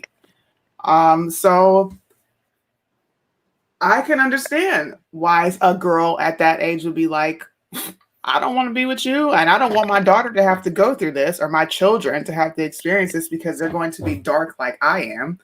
It creates a what do you call it? A complex within yourself. I grew up with that complex. I felt like I was ugly. I'm like, first of all, I was a tomboy. I played sports all through my life, elementary, middle school, high school. It was sports. So I wasn't really interested in boys. But the boys that I did like, or I'm like, oh, they're cute. I was too dark. I don't have, you know, now my hair is completely different. But when I was growing up, I had really thick, long hair. If you don't have straight, pretty hair, dudes are not interested in you. I don't like natural hair. I don't like this. So it's men that create these complexes in women to make them feel like, I don't want to procreate with the dark-skinned man because I don't want my child to grow up with that. I used to feel that way. I was so happy when my daughters came out light-skinned because I'm like, they won't have to go through what I went through. And I'll say this because I was a teacher as well, and I taught kindergartners all the way to 8th grade. And one thing I noticed is those kids didn't really care about, like, it's the influence that was who they're supposed to like. Like, kids are pretty pure. Like, if they vibe with you, they vibe with you. Like, and you can watch them and how they play with their classmates and who they like. And it could be a little girl with the little, when we were growing up, we would be called ugly because our hair was so thick, or we had these puff tails, or if we had a gap, or if we were fat, or if we were too skinny. The kids don't look at it like that. They're pretty much pure. So if they be like, this is who I like, or here's my Valentine's Day card, I will watch that. And then when you grow up, they are afraid to like that person because someone else in their, school or in their class or their friends have been influenced to say, oh no, you're not supposed to date that kind of girl, or you shouldn't like her because she's fat, or she's this, or her hair is that. But they really deep down inside like them, because when you get older, you'll hear a guy be like, well, I really liked you in school. Like, why you didn't say nothing? Well, it wasn't common for us to like. So that's one thing that I've learned, that I've seen amongst kids and young adults. Like, they just like who they like. And you'll be like, well, I wouldn't, because even their parents, like, I know my nephew, he had sent showed my grandmother a picture of a girl that he liked.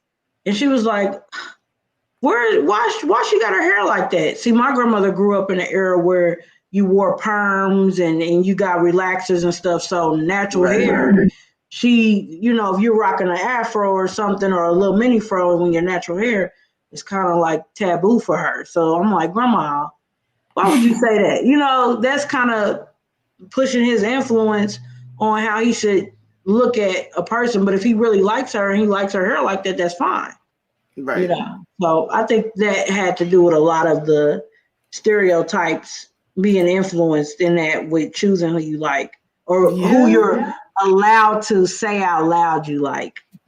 Facts. Because just like you said, you get out of high school and you grow up and dudes are like, dang, I used to like you. And I'm like, now it's just like, ew.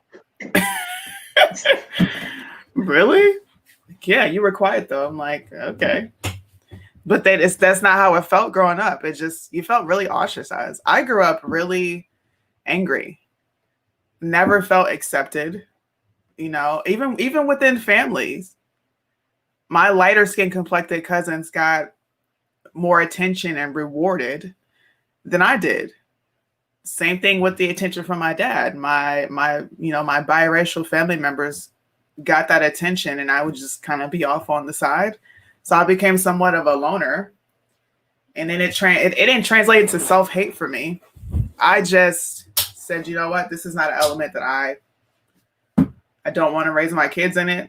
I don't want them to have to go through the things that I went through, because I know how my family is and the people that I surrounded myself with. We moved to North Carolina. I met my husband, and the story is still being written, but it was terrible for me. And maybe I'm living through my experiences where I'm just like, nope, we're not going to do that. Let's not even go down that road. And I think that can be traumatizing for you. But like, to me, judging off of your personality, I think your kids could be black as tar and they wouldn't feel the same way that you felt, because you instilled that in them, and I think a lot of that comes from not having that person there. Because like, my parents used to tell me, like, before I went to school and would wake up and stuff, and they'd be like, look in the mirror, and they go through my goals and stuff, and then they'd be like, and say that you're a strong black man, and they have me like say that every day. So I feel like that was different. And it's not that I'm better than anybody, or like being black is something like that makes me better than like the next man, whatever color you are, but it was instilling a sense of pride, within myself. So if people didn't want to mess with me because like I was chocolate or whatever, cool. I'm going to go over here with this person because you missed out. And that's what my parents would always say too, is if somebody passes up on you, then you know what? That's their loss. Don't dwell on that. And it always spins back full circle, because you do get those people that are the messages and the DMs and stuff like, man, I should have messaged you, or I meant to maybe talk to you, or I wish I wouldn't have said this. So that's why I've always had just like such an issue with that. Like, let it grow organically, meet who you meet. And to me, by all means, don't ever try to ostracize somebody or a race based off, stereotypes, because I know there's plenty of black men that are going to do that and say that, and will say like stuff about, like Sunni, like, oh, you're a coon or this or too skinny. And then I know a whole nother element and be like, yeah, tell her to hit me up. You know what I mean? Oh yeah, I get it. And that's my problem with these conscious community, pro-black, that you still putting yourself in a box. Yeah. Like when they say, oh, you can't be pro-black if you're married to a white person or you're married to someone of not of color. And it's like, and then they say, well, how can you procreate and keep black going? And I'm like, are you serious? Like, everybody on earth is not going to just be with someone of the opposite race. There's going to be some, but there's not. They're like, oh no, that's gonna, if everybody's just gonna be extinct or something. Like, it's just, that stuff irks me because like they capitalize off the black thing, the conscious community, and people hold up to that, like Umar Johnson or Brother Polite is what they call him, but I call him Polite. But they do that, and it's like, oh, you need to have your black queen, and you need to have your black king, and you can't do this, or you're not pro-black, or you're like, what? Are they acting like kings and queens? First of all, it really irks my nerves, and people really buy into that. They really buy into it.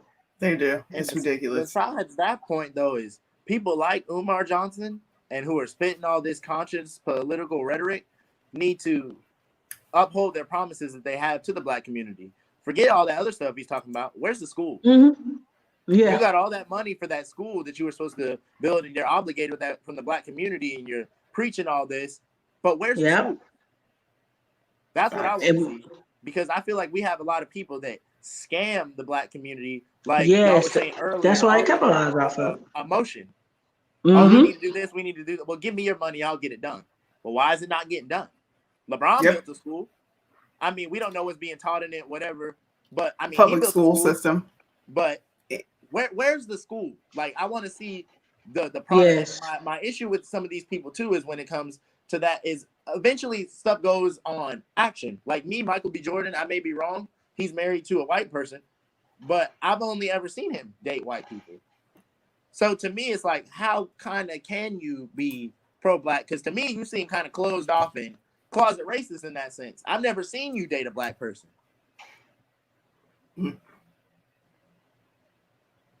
Yeah, definitely. I want to see where the school, because then they do this, go back to Africa. We need to go back to our roots and we need to go to Africa. But why are y'all still here?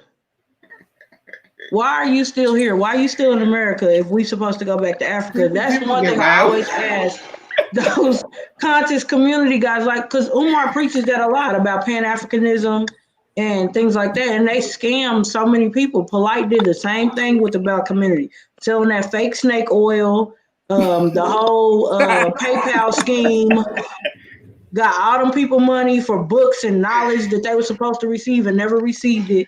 And then he did this fake live video where he went to Ohio and went on somebody's construction site talking about, yeah, if you guys want a job and we're building containers, apartments out of these shipping containers.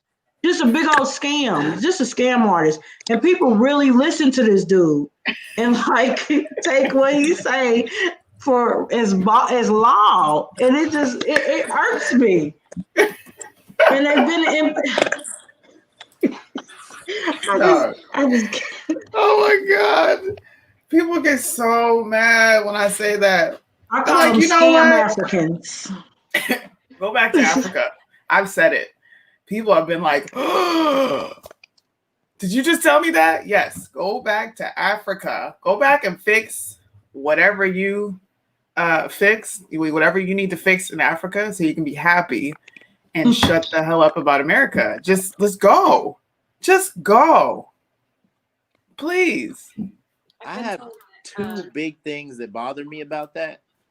Who was that talking? One I just of heard them, someone talking. I haven't That's heard Charlie. this. Oh, is it me?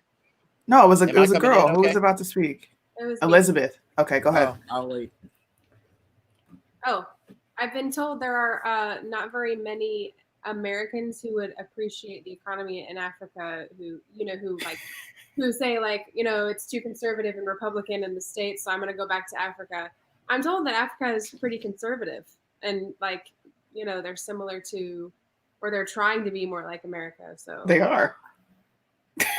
Most countries want to be like America. But see, a lot of people don't know you can't just go to Africa. You gotta know where your tribe is. You gotta know where you came from, and then you gotta go through these steps to even get in there. People think Africa is not a country; it's a continent. There's different countries inside of Africa. So I'm like, where are you going? Which country in Africa are you going when you say go back to Africa? Everybody want to put us in Egypt. Like, okay, so a slave boat was all the way in Egypt. Come on now, quit it.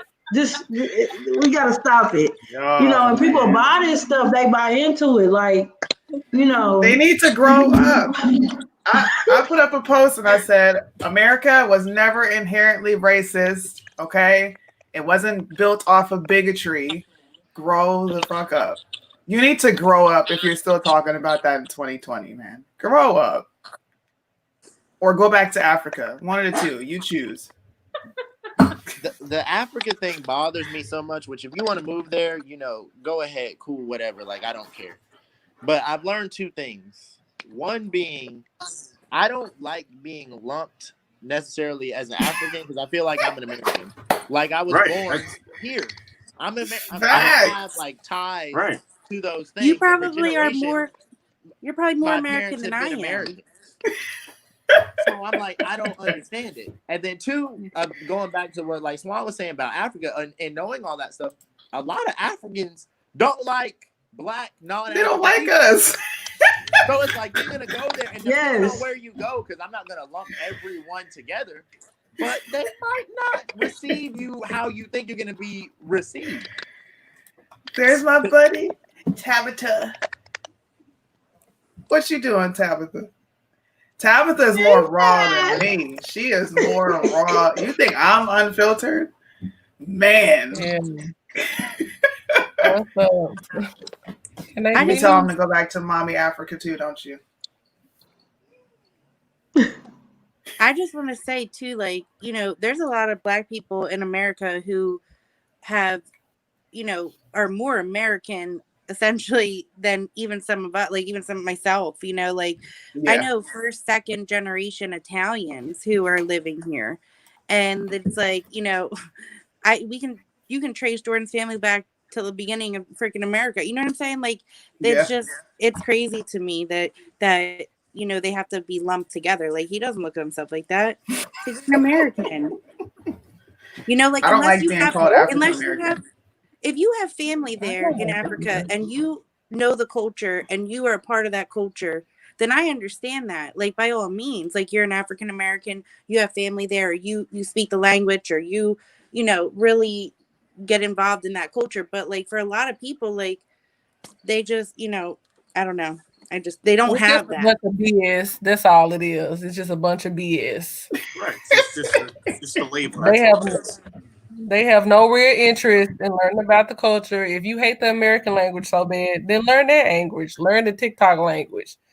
If you have so much interest in it, learn it. Or if you hate America so bad, that's right. That's right. All these people who hated America, said they were leaving when Trump got elected. Last time I checked, they still here. They ain't going nowhere. Why y'all big? I don't feel bad from Tech. Why are y'all still here taking up space? Right. If America was so bad, if it was really that bad, then why are so many people trying to come here? If it's that awful? Exactly. Right. If it's such a racist place, it's that. There's people trying to get here illegally. And why are we funding it? Right. Thank you. Thank you. If it's so bad. And I will add this because a lot of people think when we think of immigrants and illegal immigrants, we think of just Mexicans and Hispanics. And I'm like, nah, you got Africans coming over here lying about their sponsors, the whole marriage thing. I'll pay you this amount of, and bro, just keep it a bit. Africans They be waxing, okay? They wax. They get over here. They plot. They scheme. They do all this illegal shit, especially the ones from Nigeria. They just come over here and just do the most outrageous stuff. And if you really talk to some of those people, they don't like Black Americans. They don't really like a lot of people, but they especially don't like Black Americans. I'm sorry. Yeah, they really don't like yeah. it at all. They don't like Black Americans. One woman told me Yeah.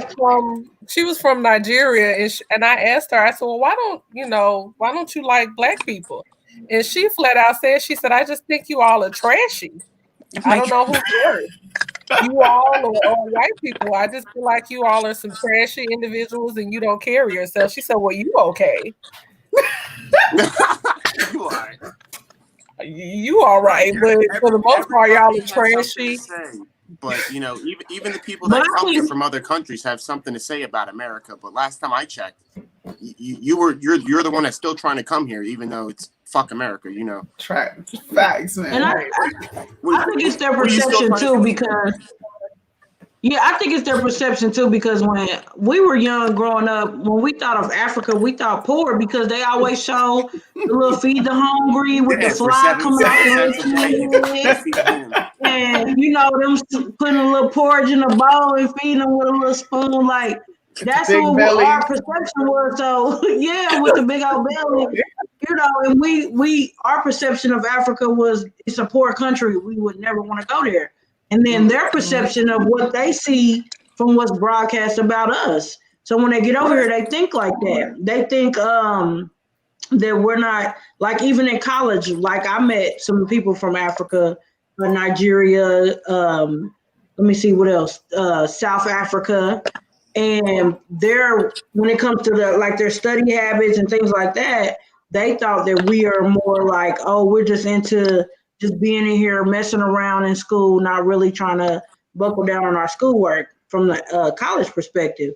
But it's all about like how they seen us there. But I've met some Africans here that are pretty cool. That like, you know, especially some of the guys, you know, they try to flirt with you and everything like that. But for the most part, I've also heard that they don't really mess with us. Like, look at our communities now, the Black community. All the immigrants come and bring their businesses in our community. Yeah. Like the Arabic, they got their fish and chicken joints in almost every corner. They got the African hair braiding. African hair braiding is Chinese hair braiding that they were trying to boycott, but you know they were still going there to buy it.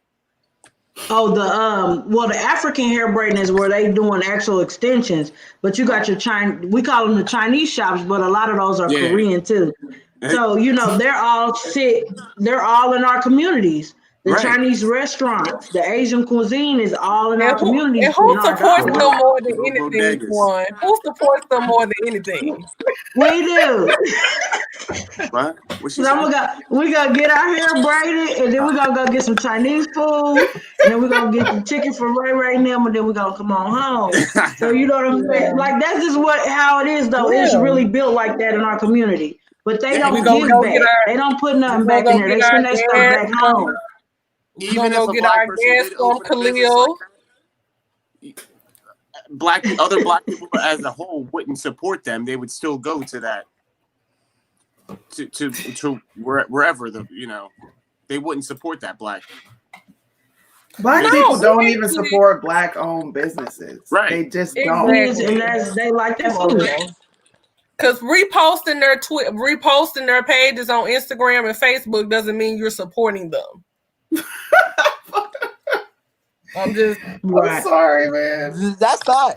Because 9 times out of 10, you got the same friend, so you're just showing it to the same people over and over again. Right.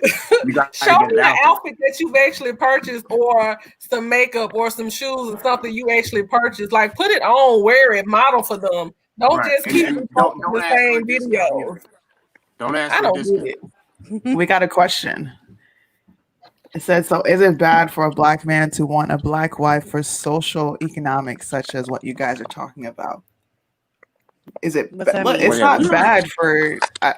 If you're asking, is it bad for someone to want to marry a black wife for social economics? Marry Like who what? you want to marry.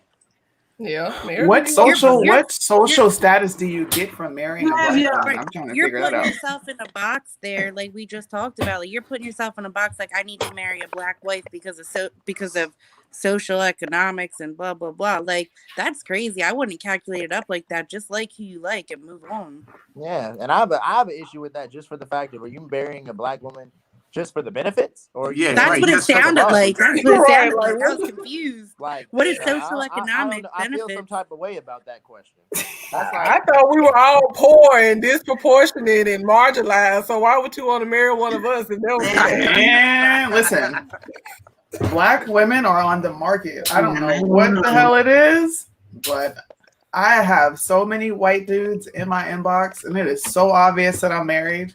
They just don't give a shit. and I think that's like human nature in And just general, to- because people just be wanting who they want.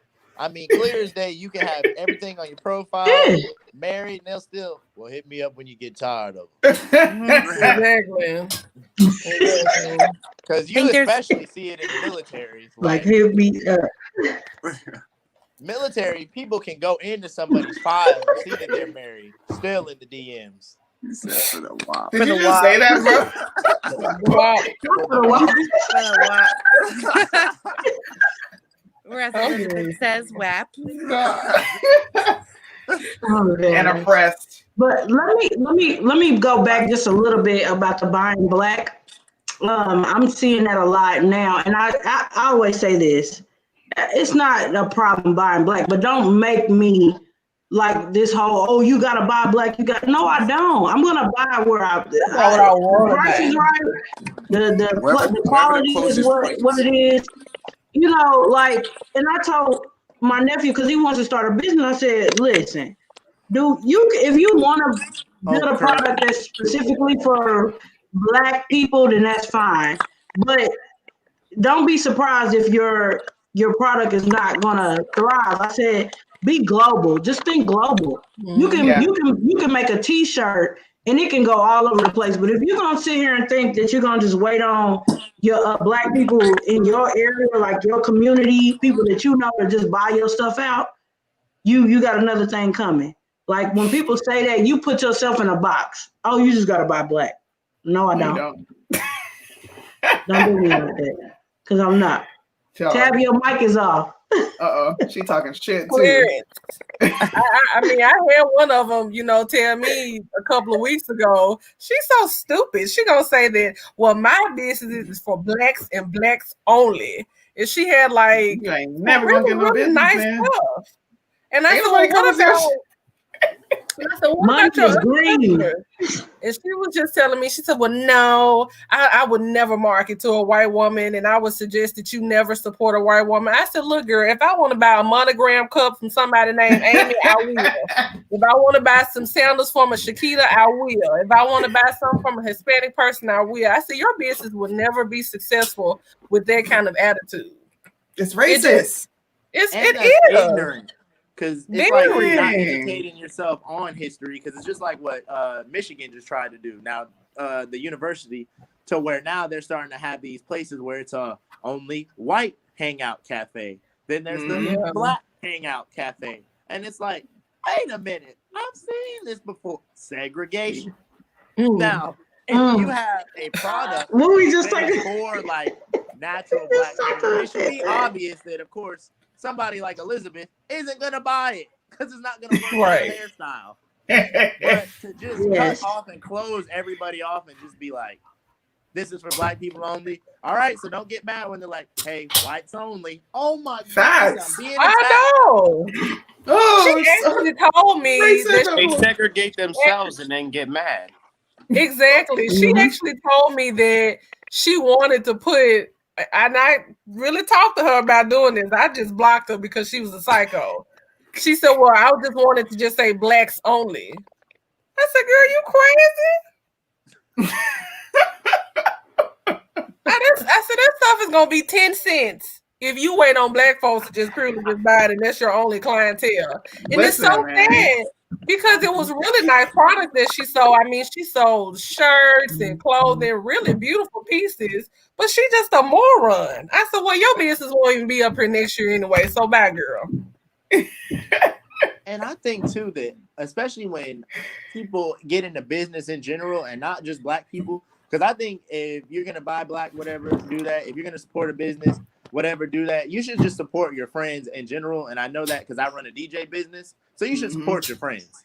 And a lot of people don't want to do that because they don't want to put money in your pocket. But make sure the service is up to par, because something happened to me here to where one of my friends started cutting hair. Of course, I'm gonna give you a shot. You know, you may mess it up or whatever, but I'm going to show you that I support you because I feel like that's my obligation as your friend. Now, my experience wasn't great. I got a haircut that I didn't ask for. Now, was the haircut bad? No, the haircut was not bad, but I did not ask for that haircut. And the fact that you're telling me, oh, well, I mean, I messed it up, and are still taking the money for it. Now you have bad customer service and you're not providing the product. That's fine. You can have the money because I'm going to support you, but I will not coming back. Exactly. But see, oh, y'all don't support me, or people get mad. No, I just don't like your service. But for real though, no lie, a black person would be late with your product. Don't send it to you. It's dirty. It's the wrong thing. They didn't charge you twice. And still expect for you to come back no matter what. Yep. And I've heard this. They'll say, well, y'all give white corporations a second chance when they mess up on your order, or you'll go back to Outback Steakhouses, they mess up on your order and things like that. And I'm like, not all the time. I will say if they fix it, then I'm cool. If you can fix it, like if somebody messes up on my food order and you fix it, then that's fine. But I'll come back. But a lot of times you get into it when it's confrontational when you tell someone, oh no, this was wrong. And then they get an attitude with you for checking them on it being wrong. Like, hold on, how you? Hey, you ain't gotta shop my stuff no more. I don't want your business anyway no more. That's how they talk to you. Just crazy. And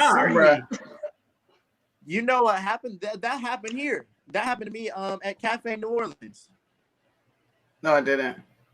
I swear. And I was just like, I really can't believe that this happened. I mean, late with the food, brought the sides out before the entree. And then the thing that really set it off was he comes out and he goes, after I've watched 3 chicken sandwiches come out the window to everybody else that got here after us, so I know you can't manage your tickets, he comes back to say, well, we only have 1 more chicken sandwich left. You guys can split it if you want. Split it?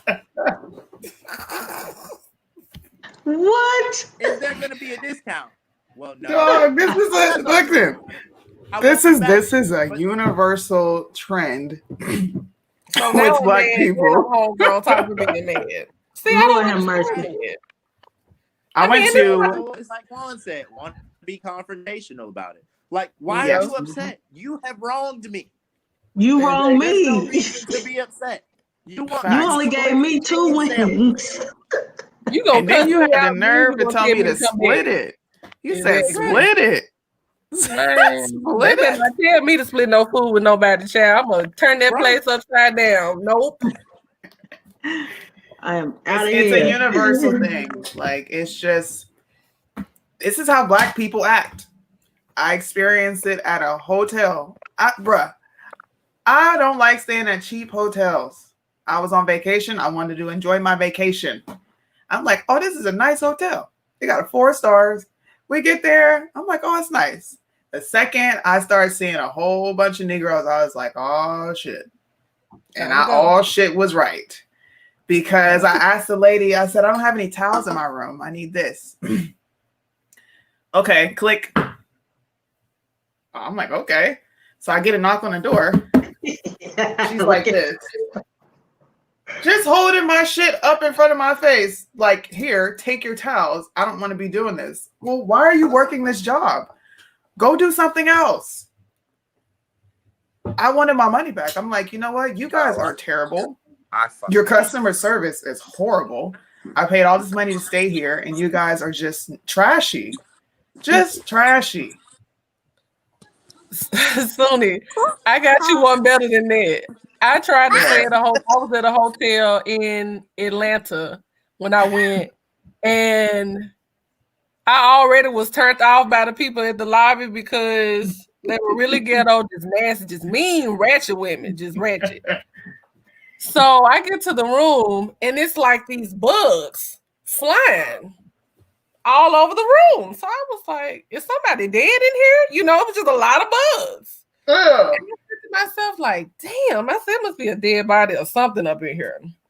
I called them and I said, well, I need to switch rooms because it's a bunch of bugs in here. And I said, this is not what I signed up for. And I said, the sheets are dirty. And I said, I'm pretty sure it's bugs that's in the sheet. Well, ma'am, could you just open up the door and let them out?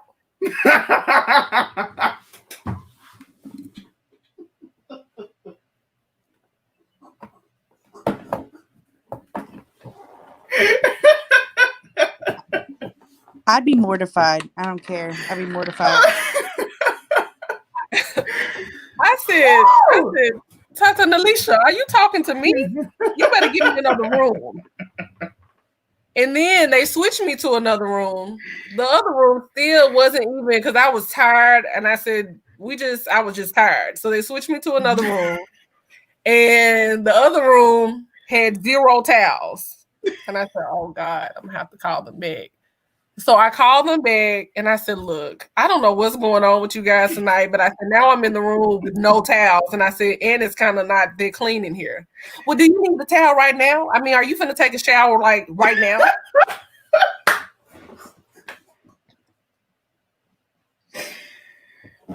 So nobody can talk shit to me and say, you know, like, I love black people, but I also know do. my folks. I know my folks and they ignorant as hell. I mean, the audacity to ask me, so you must want to take a bath right now. Well, yeah, I said I was in a room full of bugs. So, of course, I said I got bugs all over me. I want to take a shower. Oh my and then God. when they came and brought the towels to me, they brought the towels and they wasn't even folded up. They were just towels just like here.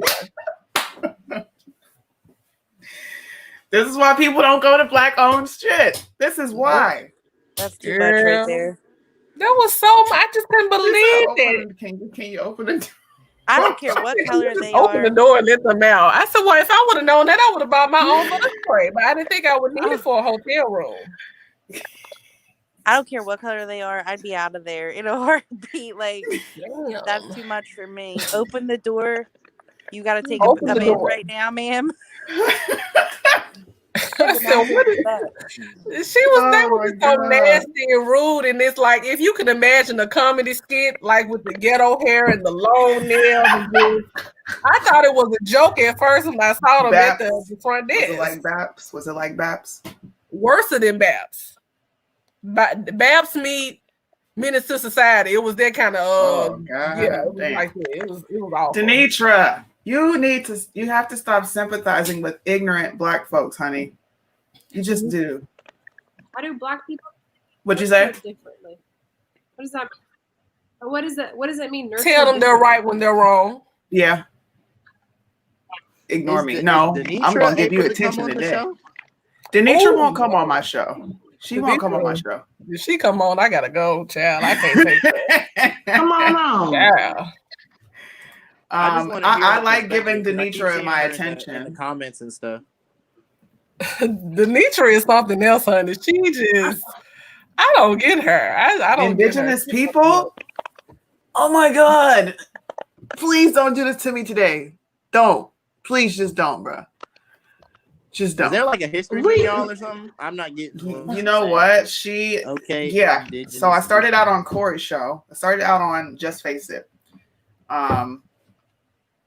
And she was actually on the show when I was on there. I was talking about Breonna Taylor, and she called in, and she felt like my information was doctored. It was false. This cannot be what's happening. How do you know that this is a real source? And I'm like, dude, I sit here and I research all my topics before I get on and speak to everybody. She was not hearing it. Well, you're demonizing her. No, she was a trap queen. To call a spade. Sorry. She was selling drugs. Her boyfriend shot. The police shot back. If he wouldn't have did that, she wouldn't be dead. That's it. And we got to stop doing that, man. 'Cause I had to go back and I had to admit that I was wrong about that situation because all the facts didn't come out at first, and I kind of pre-jumped the gun with everything that came out. And it's like, yeah, some stuff happens, like, and it is wrong, and it's dead wrong. Mhm. But like that, you got to go back, reevaluate the stuff that's going on, and be like, okay, because to me, that makes you lose your credibility when you defend wrongness to the death. Now nobody's gonna take you seriously about certain things. Yeah. Right. That's what's been going on. Is she asking about all good this year. experiences with some black businesses? I guess had I was gonna some. say I haven't. Just I've gonna had some keep it good a Yeah, I buck. got experience. some. And I mean, I had some really good ones. At the end of the day, but everybody, there's bad business and customer service for like all races. Across the board. Yeah, for sure. But we're not. think But that we're not going to continue. The black-owned businesses. We're not going to continue just like brushing over the bull crap. Like we're Right. calling it out now. You And just see, got to that's get the out your thing. feelings, take constructive criticism, and move on about it and fix it. Like Facts. if people are telling you that your product is doing X, Y, and Z, or your customer service is X, Y, and D, quit getting upset about it and confrontational and just fix it and be done. You can't And be that's like, the thing. well, I'm just We're gonna not be supposed to say doing. anything. We're not Nah. supposed to say anything. We're supposed If to I'm- sit and complain about white people to the end There of you time. go, Tabitha. There you go. That's the response I get from so many people. Well, white people do this. Well, I ain't talking about white people. I ain't talking about white people. And her family got 12 mil from the city council. That has nothing to do with the case. The city council decided she got that 12 million for If it nothing was that simple, they wouldn't have to pay $12 of million. tax-paying dollars. That's That should have tax-paying came money. from BLM. That should have came from BLM. So let's talk about that. 100 mil. Did any black person see it? Did you see that? Swan, did you get that money? I ain't get a No. dime. Did you get that money, Charlie? Hell no. Did you Yeah, get that without the money, money- Jordan? With all the You money African. 12 million from the Freedom Twitter case. with all the money that BLM is ranking in, that could be reparations for $1 some. billion. Reparations and ain't went to nothing. You know, Stop talking about white or black. Maybe just You know, people. look at CNN, like Don Lemon, all these people who were talking about, oh, well, black people, they, whatever. It just drives me crazy. I'm sorry. I was Black about people to who go. support Trump, they No, get no, on like TV they and they have said- a reason. Yeah, but they said that like Black Lives Matter has nothing to do with black people Yeah. killing other black people. And he flat out said that on TV. And to me, it's like, I mean, come on, like at least add it in your movement, like at least add it in there because Right. that's the number one problem that they're facing right now. Like, look at Philly. We're from the area. Look at Philly. This shit's going. It's crazy. Like every day, these kids are getting killed on the streets, and nobody's talking about it. Nobody says a damn Nobody's talking thing. about the Yeah, rappers exactly. going back and circling back around. Like the rappers are talking about it. Like that's like it's good. Like yeah, like blah blah blah. Like this mentality. But like kids are being killed. Like put your money to something. Put your money out there. Do something for these kids. Like the police aren't not the only enemy you got out there, and 9 times out of 10 Facts. you're not your enemy. Like. It's- You wanna- it's- It's always the people that are close in your circle. Right. And then they Yeah. want to talk about, oh, guns, this, that, and the third. Like, I don't care. I look at guns the same way I look at drugs. They're going to find it no matter what. Like, they're Yeah. going to find it no matter what, legal, illegal. You can't blame it on a gun. I got guns all over. Right. We got a bunch of guns. That doesn't Mama mean nothing. gun. It has to do with criminal mentality. It has nothing to do with, it has to do with crime. It has to do with sin. It has nothing to do with a gun. Like, these are things that are going on the streets. Like, if these artists and, like, celebrities and all these people who have such a big platform, if they started going down and like, getting down onto the ground level and see what's going on these inner cities, like, that's where But work can be ask them- done. But it comes back. Ask the celebrities where they live at. Oh, I know. They live in gated communities. Right.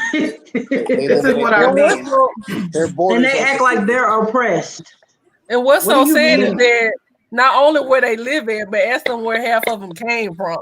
Thank you. What's- And who they hire to work for them. What does talk about your I- race? What does that mean? I guess because I'm white, I'm not allowed to talk on it. But That's you know what I don't like because don't white care. people. Like, I don't care. Like at the end of the day, like I got black kids. I got black kids to protect out in the fucking world. Like I'm not worried about it. I'm talking about everybody as a whole. It doesn't matter. Like we're on the topic of it, so that's why I'm here to talk. It doesn't Well, them- matter. We're all human. First of all, Right. we're Like all it- human. They a all quick have the question. right to comment on what's happening in America. It doesn't matter if we have 2 white women here. They're experiencing this shit just like we are. And And then they- furthermore, what do you want them to say? Like, this is something like really I wanted to. If I was out wanna there- know. What do you want them to say? Tabitha. What do you want white people to say about themselves? Tabitha, if I was out there right now, if I was out there protesting and holding up a Black Lives Matter sign, my voice would be all right. That's all. Yep. That's all. Facts. Talk about racist Listen, white people. racist white people, they exist too. What I mean, there's How? racist, there's racists all over. I mean, what are we talking about here? That's not really what we're talking about. Like, there's racist white Wow. people. There's people prejudice all over the place. I'm about It's a tired of the different term. yeah. I'm about tired of the term racism because it's being used so loosely. Everything is racist. You tell me you and Black lives only matter when it's a Black life being killed by a white cop. Other than that, it don't matter. That's the only thing you see. I've never seen BLM in Chicago on the streets protesting Nope. about gun violence or anything like that. It's all about, and they make it about race. Yep. Mhm. But Swan, that's exactly all that I was trying to say and what I was saying. Like, they're on TV saying that that's not a part of their movement, and that's all I'm Mhm. saying. It's like, it's still a fact, regardless of your feelings on the topic. It's still a fact. Like, Right. What do you There's still- mean, bro? But it also comes back to, people want to complain what are my experiences about- with white people? I'm white. about, What the heck you mean? everybody wants to complain about Trump, this, that, and everybody's worrying about the president, but not worrying about their own elected people in their own cities. Facts. Like, you see what it's like, and you're still electing these same people over and over and over again and expecting change. Nothing's This gonna is what change I until will tell you. Put your okay? effort into it. To answer this question, I have received extremely ignorant comments from white people about what I do up here. I've had white people tell me my ancestors will be ashamed of who I am. I've had white people come to me and say that. I've had white people call me a sellout. So I don't understand when us Black conservatives have these negative interactions with white people. Well, you got to expect that with the stuff that you're talking about. But let a Right. white person say something about Black Lives Matter, you ready to jump on here and talk crazy. But it's Call 'em a okay racist, for them to yeah. call me Uncle Tom, a sellout, a coon. All these derogatory names that I get called on the regular from racist, liberal, white people. That gets Just- a pass. Right. Just like how's a Joy white person Behar gonna tell a Black person And how she did Kim Classic. think and live. That's just like how Joy Behar did Kim Classic on The View, Disrespect. telling her that the Black community doesn't have her back.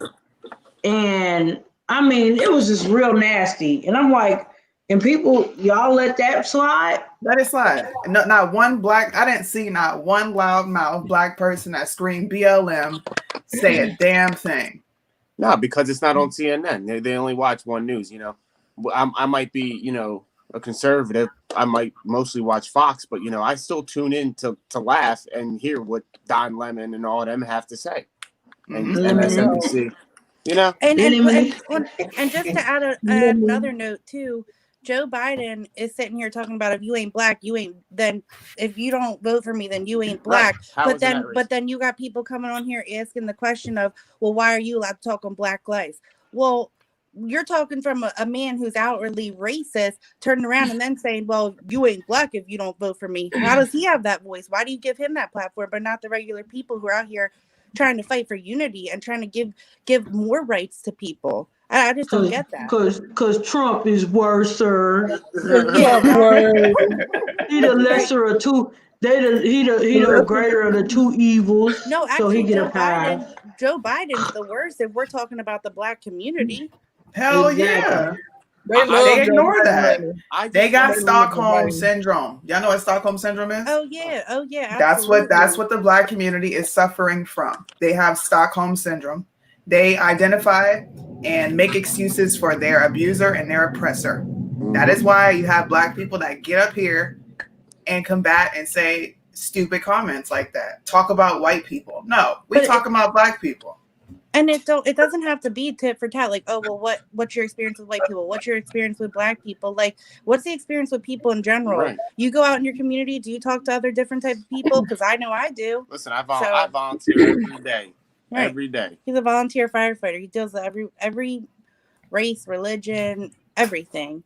Like, you go out and you look at people as people. When we're sitting here in a hot seat having a conversation about real problems, these conversations are going to come up. And if you don't like it, like that other people have opinions, then this isn't the podcast for you. And see, it's not that you have an opinion. No. It's just a fact. That you're white and you're a lot of this is talking. straight. It's just fact. Like I don't know how suppressing one color, their voice on a matter, is not counterintuitive to what your message is. I mean, there's poverty everywhere, you know. Ghettos. Bro, there's been poverty since the beginning of time. I mean, it is not synonymous to Black people. When we drove the Yellowstone this past summer, you know, we seen, you know, like when they're poor out there, they're poor out there living in fucking shacks, fucking Don't RVs, my government up here. falling Damn. apart. Yeah. Don't type my government on this screen. Don't do that. These people don't do that. I'm sorry, I had to stop the show, but don't do that. Oh, somebody fucking with you? Typing my government on the dams. You know how many people watch this stuff, and these folks is crazy. No. You want to come on here? That's fine, but do not type my name on this screen. You do that. Sorry, you guys go ahead. But have you all noticed how they don't? The only things that get publicized on TV regarding like the politics is just the presidential election, right?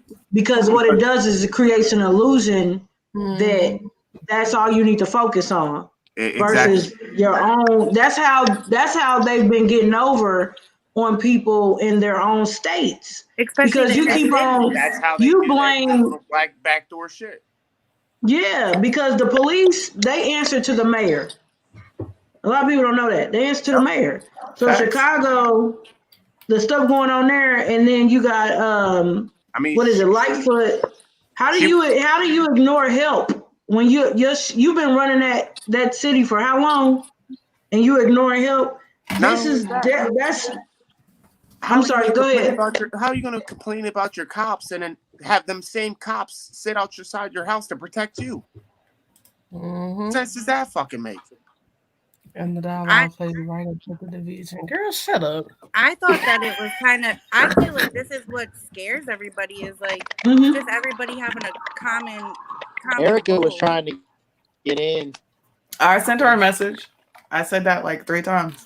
Yeah, she's always commenting. Why don't she just jump on? I sent her a message. I'm not sure if that is my sister or my mom right now. I don't know who it is. It's sad. It's ridiculous when we can't sit here and have open dialogue conversations with. It's a diverse cast. I purposely did this because I knew it would generate controversy. I knew it would. People don't like to hear from white people, especially Black folks. They don't want to hear you talk about their bullshit. You're not allowed to. And another thing I will too talk about is like with the whole systematic racism in the criminal justice system. I worked in the criminal justice system, worked in the courts as a probation officer, a bailiff. And one thing I will say is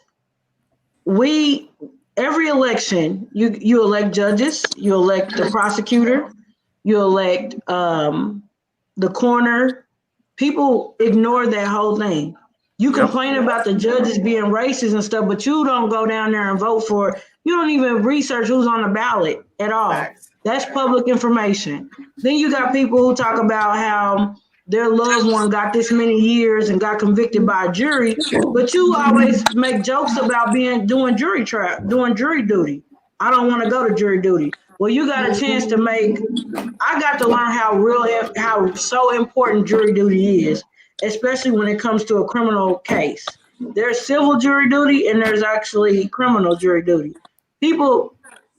I know a lot of Black people who do not want to go. They find a way to get out of it.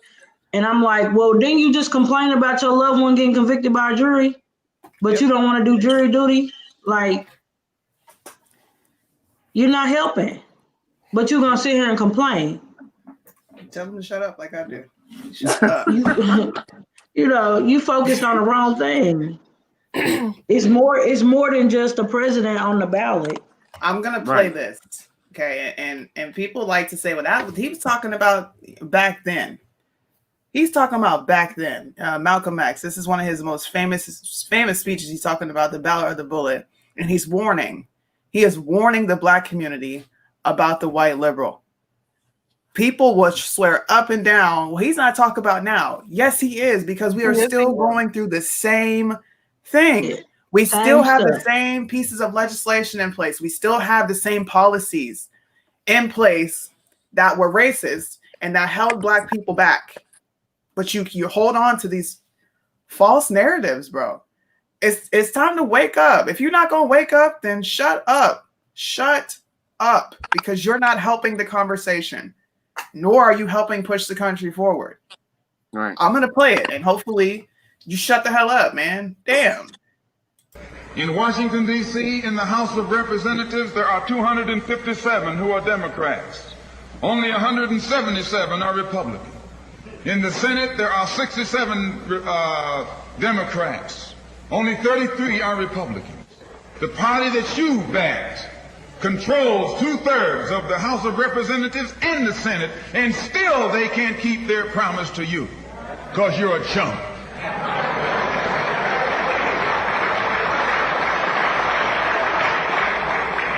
Anytime you throw your weight behind a political party that controls 2/3 of the government, and that party can't keep the promise that it made to you during election time, and you're dumb enough to walk around continuing to identify yourself with that party, you're not only a chump, but you're a traitor to your race.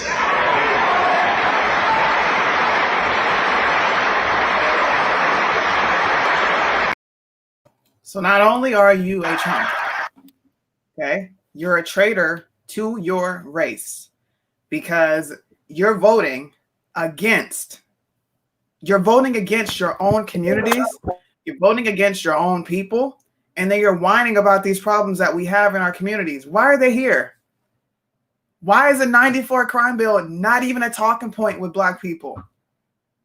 You can't even get them to talk about it. No, well, that was how long ago? That was how long ago? It's still affecting Black men now. Right. Kamala Harris, how the fuck are you voting for this lady when she kept 15,000 Black men locked up innocently to keep her cheap prison labor going? If that's not a telltale of how much they don't value you, I don't know what the hell it's going to take. But if you're not going to bring anything constructive, I want to talk about white people. Bruh, shut up, man, because you're not helping. You're not helping. White people can say how they feel. This is what's so frustrating for me, because we're in a time and age where white people are scared to speak up. They don't even want to say their thoughts because they're going to be labeled racist. How insane is that? I'm sorry to get serious, but this type of stuff is ignorant, man. It's ignorant. And it's hateful, extremely hateful. I think we're in a point where there's a lot of I ain't gonna say a lot. There's Black people who don't want who feel like, well, they got to do it, so now it's our turn, or they got away with it, so we should get away with it. It's the same thing with the police situation when they show these little clips of a white person doing something to a police officer and they don't get shot. And then they'll show a black person doing something and they get shot. And it's like, well, we're angry because we should get away with it just like they get away with it. And I'm like, not all police officers react the same. Let's stop being ignorant when it comes to that. And if we continue to keep living in the past on, well, they got away with it, we should get away with it now, nobody's going to ever move forward. We're going to stay in the same spot because we want the same thing. And everybody has rights now. Like, there's not nothing prohibiting you from voting, from getting a job, from that I can't because of the white man. That stuff is old. We got to stop that. You create your own opportunity. If you're a felon, if you can't get a job because you're a felon, start your own business. I know plenty of felons who started their own business. There's no regulation on that. It's just crazy. It's just excuse after excuse after excuse. We hold on to the same excuses every year, year after year after year for decades. Like, it's time to stop. We're not allowed to speak up. We're not allowed. No, you don't talk about that. No, you don't talk about black on black crime. You know, you get chastised for that. Well, white people do it too. Well, God, like, bruh, I don't care. White people are not on TV asking for their lives to matter, are they? When this is the analogy I made. When Bob gets his ass beat by police officers, okay, white people understand that Bob acted a fool, so Bob got that work. It's as simple as that. Look, honey. Go ahead, Charlie. If Tanner gets shot by the police, the white people are not going to go out burning down buildings and banks and stores and stuff. So stop, y'all. There is a difference. And what makes it even worse is when they do that, they're doing it to their own community. All they're doing is hurting themselves. That's all they're doing is hurting their tax dollars. That's all they're doing. What were you saying, Charlie? I didn't hear you. I'm sorry. I think it's screen froze. I necessarily don't think like everything is that cut and dry as far as that and like police stuff. That's something that I'm kind of on the fence with because I don't think you should be acting a fool, but I do think there should be some standardization within protocols of how you encounter and do certain things. And my thing too is as far as like black on black crime and all that stuff. Like I understand that and I can understand that as like a talking point, but to me it's like crime doesn't travel. To me, crime is crime. So when you're talking about black on black crime, like everybody has race on race crime. There's Mexican on Mexican crime. There's white on white crime. There's black on black crime. But it's not like bruh. I mean, I don't feel like it's fair to just say that there's black on black crime. Like, so what? You're not gonna be, and we talk about poverty, right? No one's going to decide that they're going to get their crew together. You know, we're going to go on a road trip to the white neighborhood to commit a crime there. Because we're not going to rob our people. Like, that doesn't even make logical sense. Everybody commits crimes. Crime is based on area and proximity. I disagree with that. So if you live by a bunch of black people, chances are you're probably going to get robbed by a black person. To where how many did Jewish people not live in ghettos? I'm just saying. A white person. Did every civilization has lived in poverty, have they not? Did they decide to go destroy their own communities? You had the Jewish people that were forced in ghettos. Did you say literally? They were forced in ghettos. They lived in poverty. They lived in shit areas. Why weren't they committing crimes?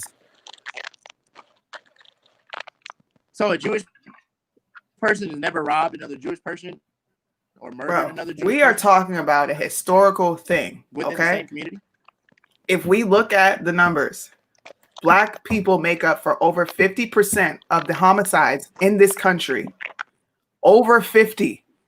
People are protesting about 9 unarmed murders. It is up to 625 in Chicago for the year of 2020. I don't want to hear about police brutality. I want to know, what are we going to do about our children dying, our young men dying? Their fathers, their children are going to grow up without dads. Why isn't the the NFC group, the Black Militia? We gonna go to the KKK headquarters. What the bro? Go to the hood. Go to the hood where innocent Black men, women, children And some are of that dying. stuff, I will say,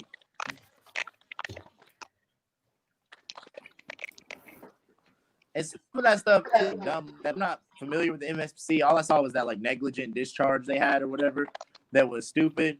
But my thing is like we can't continually discredit these people that are effectively having these programs and working in the hood. It's just like they don't get the press because it's not news. It's not controversial. It's just like the artists we were talking about. They're not going to push a good, clean artist because it doesn't fit the narrative. So the people that are in the hood working, mentoring, doing these things and working these programs like aren't going to get the recognition and shine that they deserve to get. And plus, you can't stop everybody. Like I said, bad people are bad people. So Then why are you protesting police brutality? In one area doing crime? That should correlate to police brutality. There's bad cops. Like, you see how like you're kind of being passive about it. Well, you know what? There's bad people. There's crime, but Black people are ready to hop on. Police are doing this to us. Why ain't nobody? Why don't y'all care? Police, right? But this is what I say. People do care, right? But what is the thing about police? They swore an oath to protect and serve. So once you decide to commit a murder or an unjust use of force based off of regulation or what have you, like it's different. Those people that are in those gangs have pledged no oath of allegiance to the American people that I am here to protect and serve you. If anything, they pledged, I'm here to do this crime and sell this work and whatever that they're doing that's illegal. And I feel like that's the line that has to be drawn is the police have an obligation. These criminals do not, that's why they're criminals. You cannot hold them to some kind of unrealistic standard. Are you serious? There have been 9 unarmed shootings. 9. And you're telling me wanting a Black man to stop doing stupid shit like killing your own is holding them to unrealistic expectations? That's lowering the standard for Black people. No, I'm saying comparing them to the police. Because the police, human. That's a job. That's the obligation. A criminal enterprise is a criminal enterprise. So yes, you can want them to stop that, but not necessarily are they obligated to do that. Like I said, the police are obligated to protect and serve. And that's all I'm saying. It is a job to be a police officer. You get paid to do that. When you are a crime member, you're not getting paid for that. You're illegally doing activity that gains you money. So it's okay for you to sell poison to your own communities because no, it is no not obligation. Okay. I once ever said it's okay, but I'm not saying. What I'm saying is don't compare the police force to criminals because one is. I'm going to because we're all humans. One is not. Right, but to not be able to say something about police brutality or use of force or somebody doing something wrong just because everybody's human, like, is wrong. You don't get to complain about 9 unarmed shootings for the year and ignore 625 deaths in one city. I can complain about all bad police behavior that I've seen across all races, not just Black, to where unnecessary force is used, guns are drawn for no reason. Unnecessary measures are being taken. Yes, as an American person whose taxpayer dollars go to that, yes, I can. The police fundamentally, as we've seen, need better training to deal with certain situations. And yes, you're a human, but also being human, when you mess up, and there needs to be a responsibility for that. And the same way that you want Black people to answer for the crimes in the Black community, which they should, and you should be denouncing those things and working to help your community, then the same must be upheld within the police force. What police officers haven't been held? Whenever something bad happens. Tell me a cop that hasn't been held to the standard. How many cops have been charged with shooting? How many cops have been charged with the deaths and the murders of people that they actually unjustly killed? a lot of the times, from me not diving completely into the information, the charges are dropped or they're put on admin hold and given their job back, because it's just like Siobhan or Chavin, however you say his name. He's already had multiple accounts of police brutality and things in his file. Why is he still working there? Now None, he has bro. murder. It's like, What for the country average do you person- guys live in? I swear, man. So You had 3 cops in jail for the murder of black men. They went right to freaking jail immediately. After George Floyd, they went to jail. That man is in jail. Breonna Taylor, those But he dudes was in went jail to after- jail. after media outrage. He They was didn't in go jail to jail before right the off media the bat. outrage. He was in his house, but he dude, come, I just can't. This is an area where I don't like the unequal outrage. I just don't. They went to jail for the crimes they committed. I'm outraged all the way around, but I'm just tired of people giving the police force a cop out. Like, they don't deserve a cop out. Because, like I said, you are an obligated person that's receiving money to do a job. So when you mess up that job and you mess up protocol, then it should be treated like any other job. If you do bad stuff in my job, you get fired. I'm sure if you do bad stuff at your job, you get fired.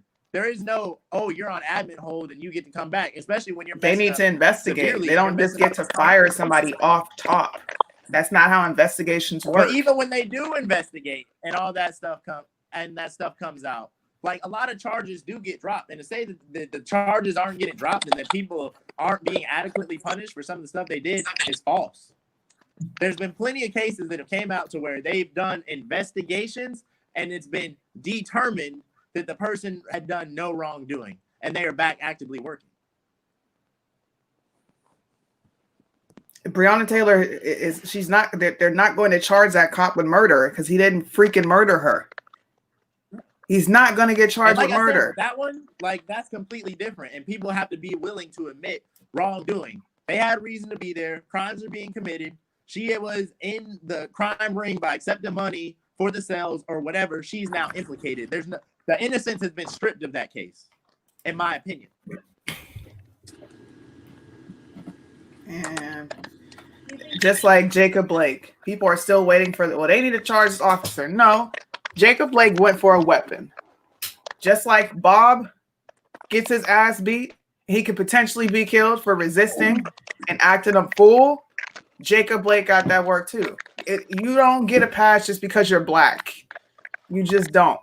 You think that George Floyd, the officer that kneeled on George Floyd's neck, wasn't? I don't even know what's going on with that case. Is he still being investigated? There's been 2 different preliminary investigations, right? There's one autopsy that says he took a fatal dose of fentanyl, which he did. Yeah. There are photos with him sticking stuff in his mouth, and it's not the first time he's done that. He has a history of swallowing drugs once he gets pulled over. There's another report that says a suffocation. That was an independent source. They didn't like the first result that came out, so they went in again, hired somebody else to do it, and got a completely different result. I think he's out on bond, but the charges are still pending. Do I think he was right for kneeling on him? Absolutely not. But George Floyd was also high as a damn kite. Ignoring that is insane to me. Just like the guy that just got killed at San Bernardino. Do you know black people are out protesting for this dumbass? Fighting cops and going for a weapon? This is a narrative you set in this country when you just let black people get it. You excuse bad behavior. I'm confused because I thought George Floyd, they showed up because of a bad check. George Floyd was using counterfeit money and he was driving under the influence. Police were called. If you watch the full 45-minute video, they tried to work with this man. They offered to put him in the car. He fought. He actually kicked himself out of the damn car. Buddy, I saw calm when he was saying down. he was claustrophobic or something like that. I saw that part. But I What thought else were cops originally supposed to do? it was a bad check. It was counterfeit money. He tried to give him a fake 20. I need to go look at that then. They said he tried to pay with the check, and that's how it came. Because they said the money was real, I thought. From the videos, the body cams that they put out, it was a fake $20 bill or a fake bill that he used. The problem I have is he sat there in the car the whole time until the police got there. Even after the people came and told him that you used a fake bill and they came back in and then called the police, why are you still sitting there? Mm-hmm. I mean, wouldn't you have left the scene if you used a fake bill or whatever? But he stayed there.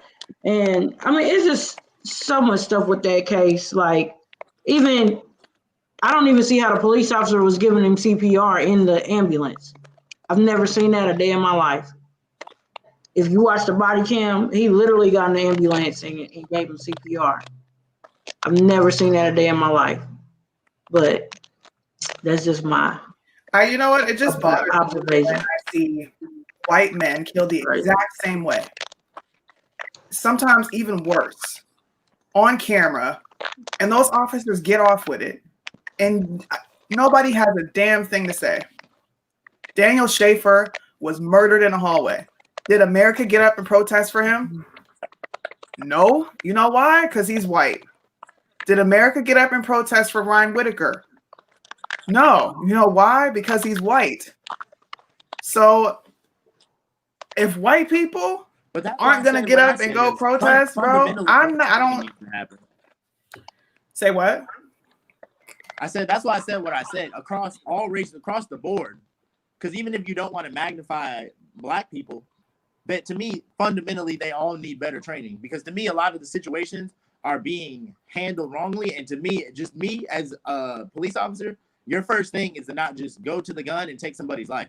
That should be a decision that weighs in your mind, and it shouldn't just be something so quick that you're able to do. Because to me, if you're a naturally scared person, then you shouldn't be a cop.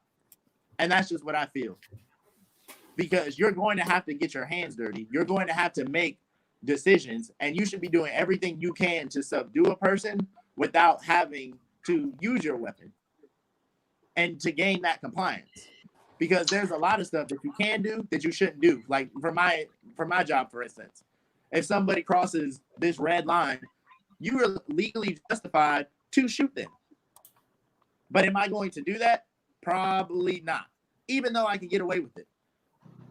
And it's like you shouldn't just be doing those things. And that's the issue that I have with it, is everybody always wants to like justify, oh, well, they're doing this. Or do you honestly think cops just woke up that day and said, I'm going to kill me a black person and I'm going to shoot? Is like, really? Is that what you think cops do when they're in these situations? Do you think that they want to pull out their gun and kill somebody that day? That's not what I'm saying. And I'm not going and saying that they're this murderous group of people, but I think that sometimes they do jump to the gun before other tactics that they're trained in, but and making that decision when there are better things or better alternatives that could have been done. Because to me, like the whole Jacob Blake thing, why was he given all that space to even walk around? I'm going to ask you, I'm going to tell you, and then I'm going to make you do what I'm talking about. You're not going to be doing all this walking around and all that. Like, your job is to get there, control the scene. Him being able to walk around and even get to the other side of the car is not controlling the scene.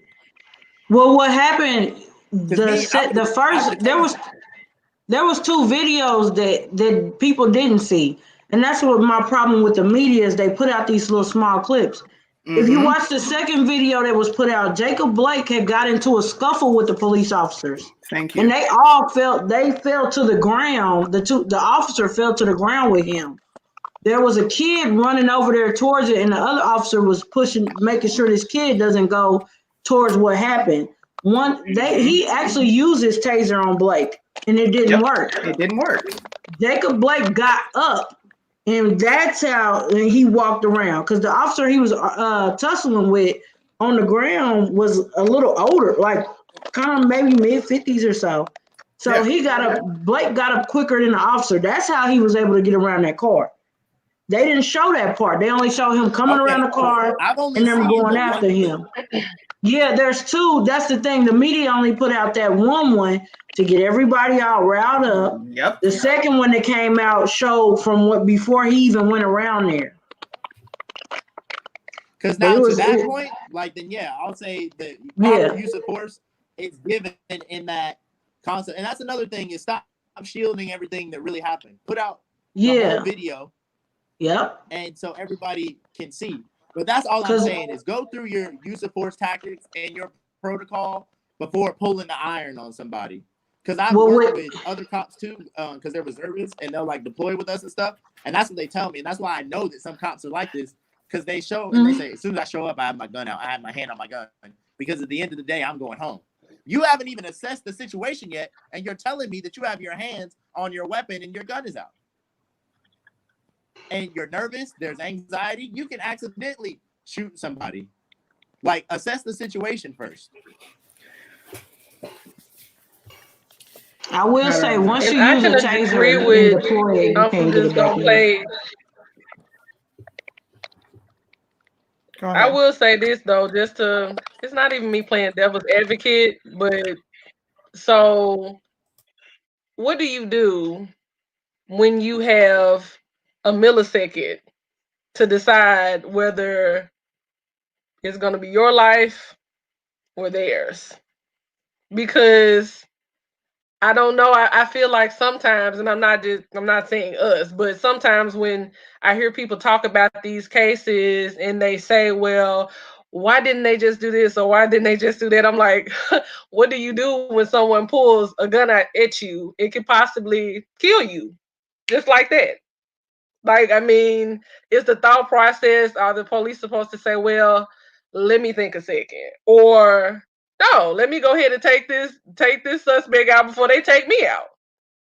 Because this person, for whatever reason, has lost all kind of logic to be in a situation to even point a gun at an officer or point a knife at them. The logic for them is gone. This person right here is just thinking about surviving, getting back home to their family, clocking out at the end of the shift.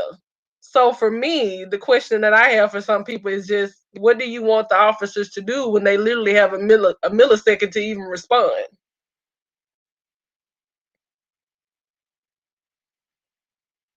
I don't know.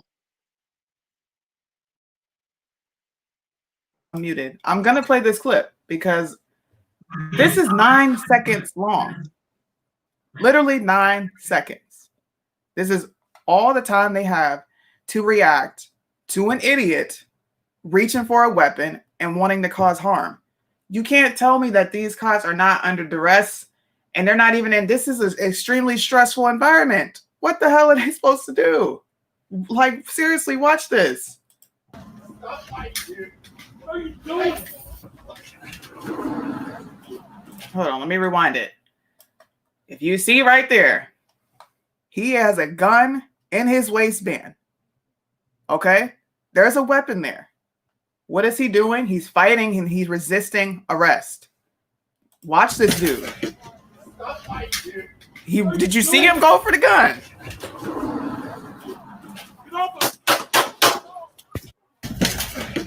Stop fighting, dude. Let me go back. This is who Black Lives Matter is protesting for. This is why I get so angry. And I do go to the bat for cops because it's ridiculous, man. Look at what's in his hand. Do you see him reaching for the gun? What was he supposed to do? I want somebody in the comment section to tell me. Everybody defending all this shit, defending bad behavior, defending officers having to shoot. What would you expect the officer to do in this situation? Because you got black people protesting this right now. What was he supposed to do? die that day?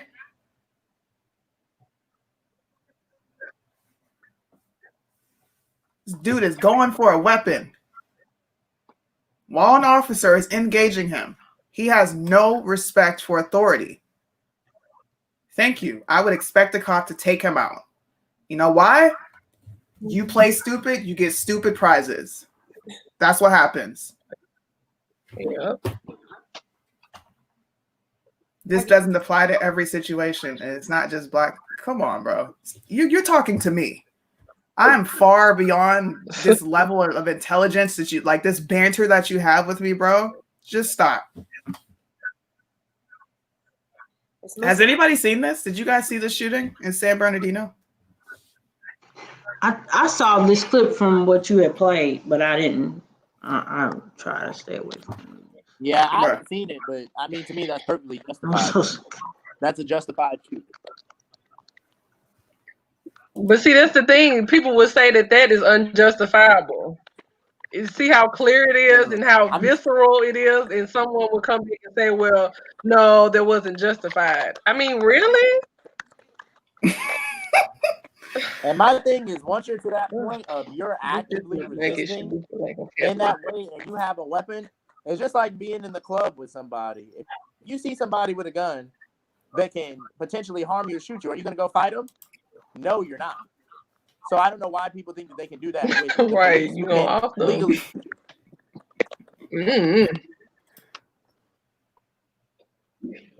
I just don't know what to say anymore.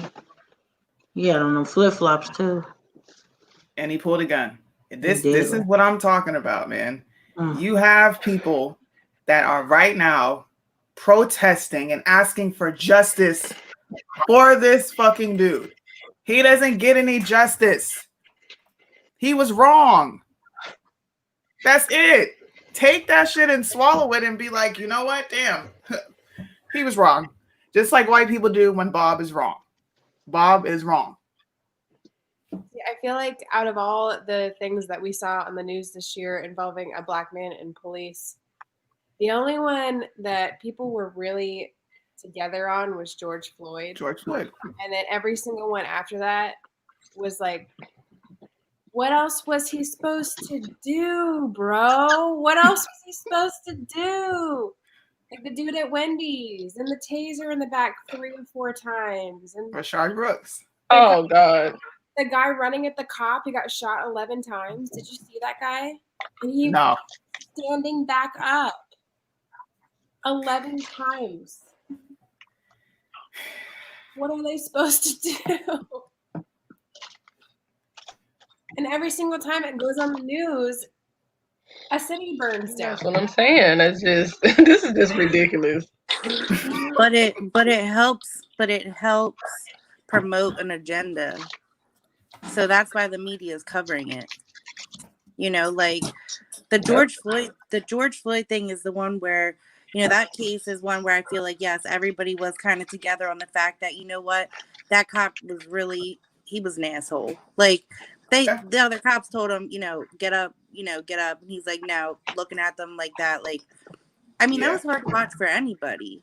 You know, I feel like that was just hard to watch. Like, you watched a man's life just slip away from him like that. I mean, it was hard no matter what the circumstances were. Yeah.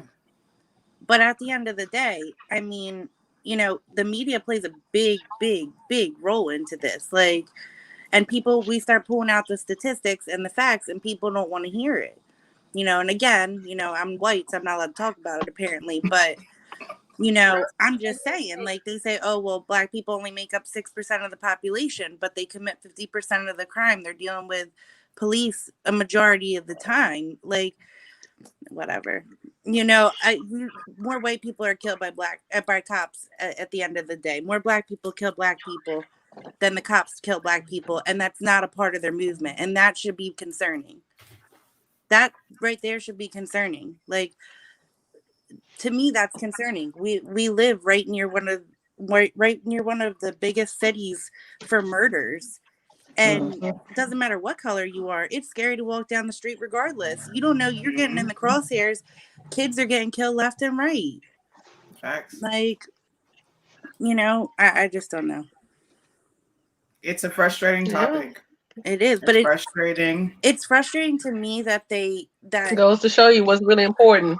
yeah, but like it frustrates me that it's being used to be a divisive mechanism in politics. Mm-hmm. Like that is Joe talks about he's bringing unity, but like the whole basis of their rhetoric is based off of racial division. Yep. No, I don't get it.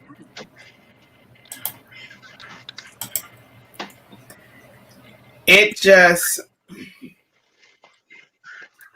oh gosh. Hold on. What's up, Mom? Hey, Sunni, I have to hop off. Go I ahead. appreciate you inviting me and letting me on. I appreciate the conversation with y'all. Thank you, Good bro. people and everybody that's interacting in the comments. Hopefully I can be with y'all again. Thank you again so much. Thank you for And, coming have on. a We good appreciate podcast. it. I love All it. right, Thank Charlie. Bye, Bye, Charlie. Charlie. I'm live right now, Mom. What's up? You have to open it up through Chrome.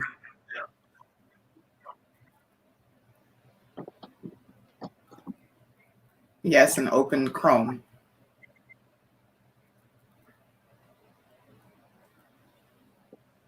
You're not using Chrome. You're probably using Safari.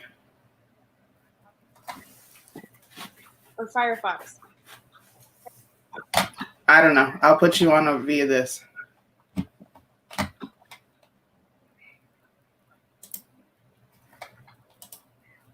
I'm not upset, but I don't like ignorance. Like,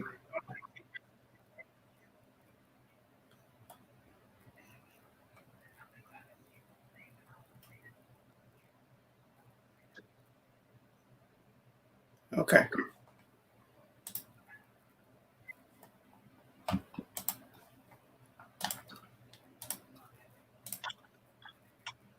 Mm-hmm.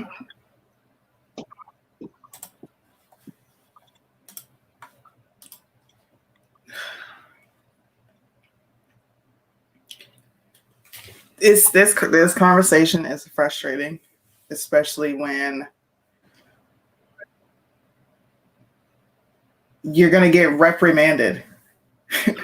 My mother just said, there's a few things that I don't like that I'm seeing on there, but I'm not gonna say it to you on the show. I'm gonna put it out there because I didn't say anything wrong on here talking to any of you. None of us said anything wrong. Everybody sat here and said the truth about what's going on. But you get reprimanded for talking about what's actually going on. That is so fucking weird to me. I will never understand it.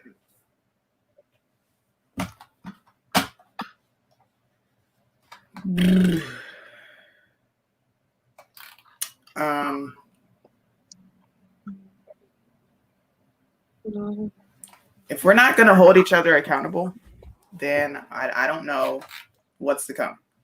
America's just going to get 10 times worse because everybody's making excuses for everything. Nobody's ever wrong. It's just authority and Trump. The only person that's wrong is if you vote for Trump or if you like Trump. That's it. If What we do were y'all think all about Biden Jacob supporters, this wouldn't be an issue. If Nah, we were all listen. Biden supporters and we wanted an open dialogue, this wouldn't even be a problem. So No. that's really what it boils down to.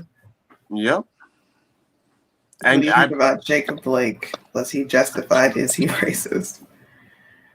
I don't like Jacob Blake. I think he's a criminal. And he was there against her wishes once again. She called the police on him, contrary to the narrative that's being spun around. Well, he was breaking up a fight. No, the fuck he wasn't. He was there causing havoc and messing with a girl. Warrant. Thank you. And he had a warrant. A warrant for his That's the arrest. last minute. Dog. We have to start this conversation up another day because it's needed. People need to see these conversations happen. And I don't care how many people get angry.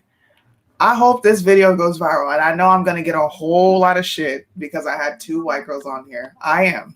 But Well, I don't care. I mean, Where are you, Sunni? if they want to talk about it, I mean, talk. Let's talk about it. You know. Look, white people's lives matter too, okay? They're allowed to talk about this shit because they live in America just like we do. In fact, they get targeted now. I just seen a white man walking down the street minding his own business and he got blasted in the back of his head with a brick for being white.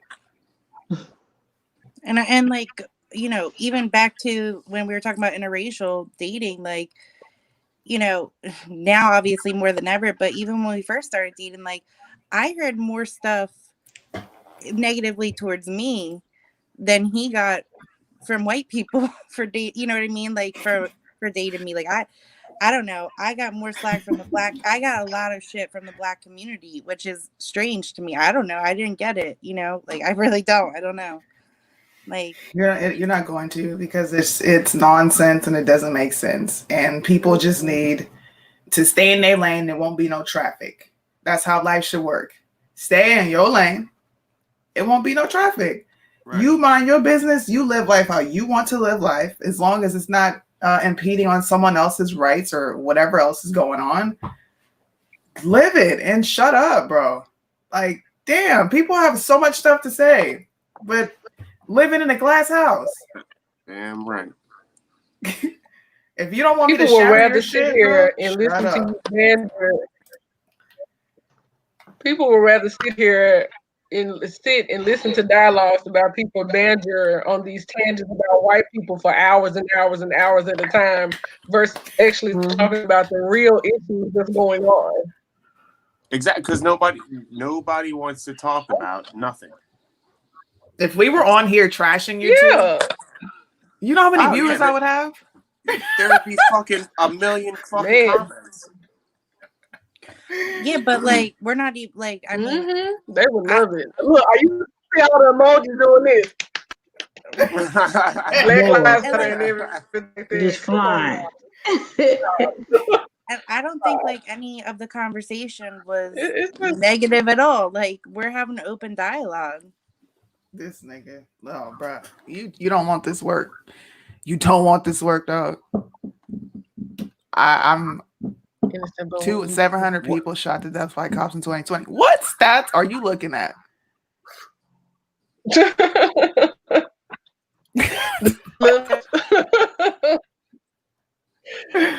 Black Lives Matter crap.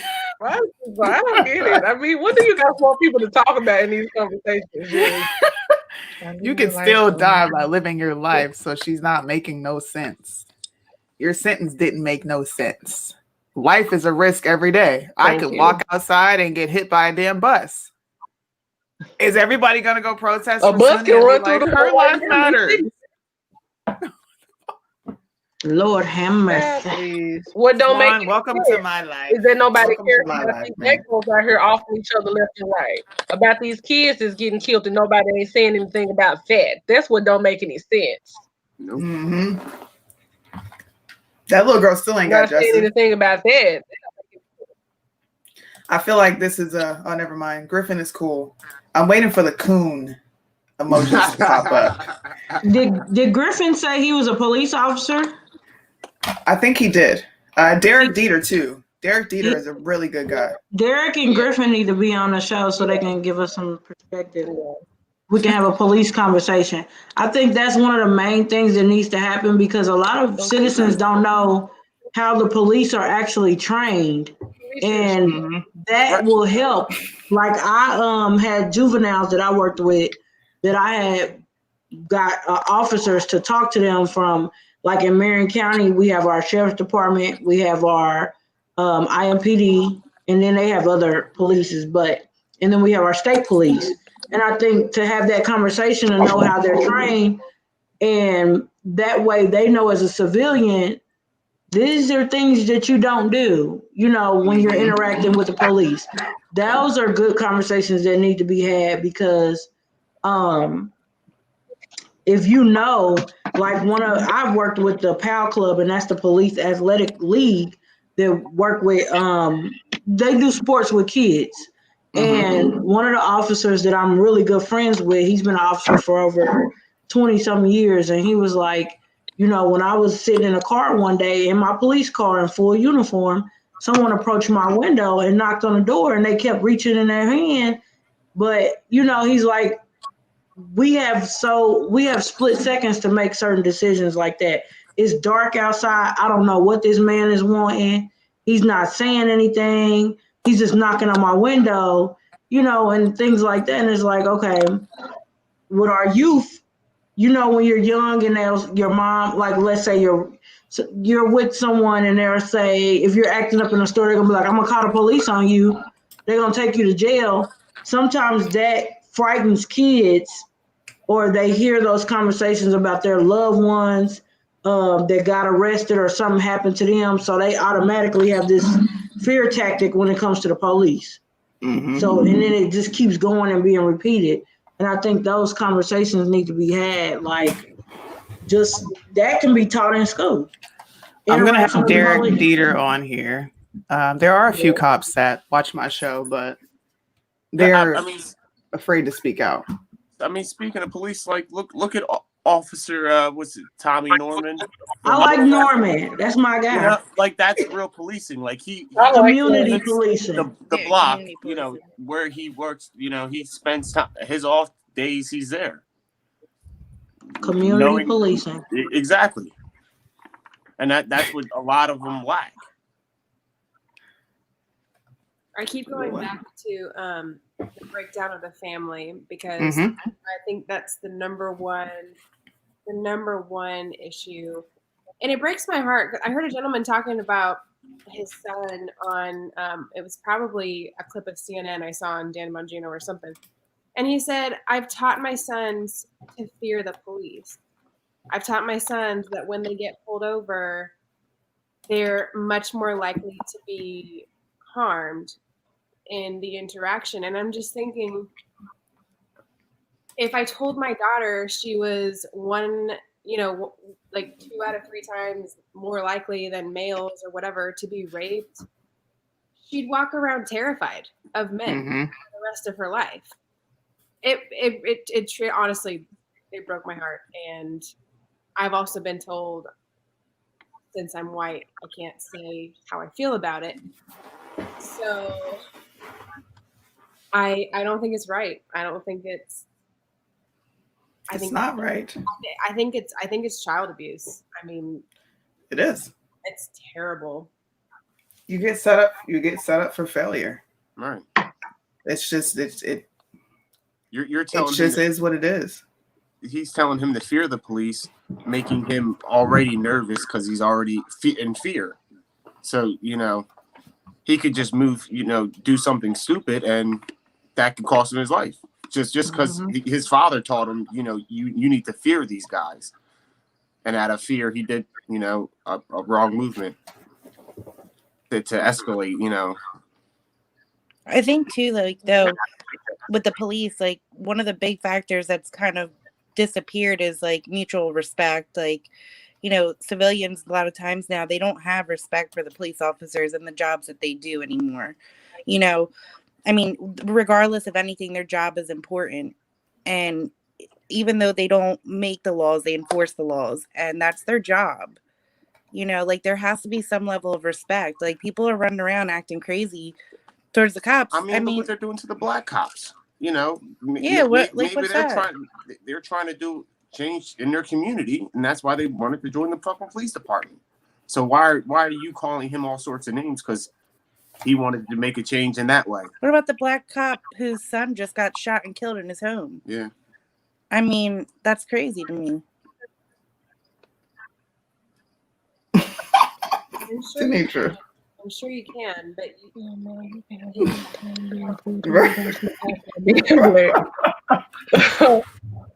Lord have mercy. I've been black 30 years. I ain't never had a hard time getting pulled over. Right. It's Girl, all you about just how you present yourself. Your life, bro. Just live in fear for the rest of your life. just live it. This is a prime example of just fear. Just live in fear for the rest of your life. That's a victim mentality that's been told. You something else. That was the whole point of my comment, was not to say I'm unaware that women get raped often or men get raped often. I just don't want my kids living in fear of something that could happen to them. Right, because then you don't live your life. And I also think that people need to understand that there are some cops that are dicks, but they're not racist. Right. Right. I've worked with cops that are dicks. They're not racist. They're just jerks. They're dicks. That's just how they are. They do that with everybody. So if you get pulled over and you get a jerk cop, they just being a jerk. That doesn't mean they're racist. Right.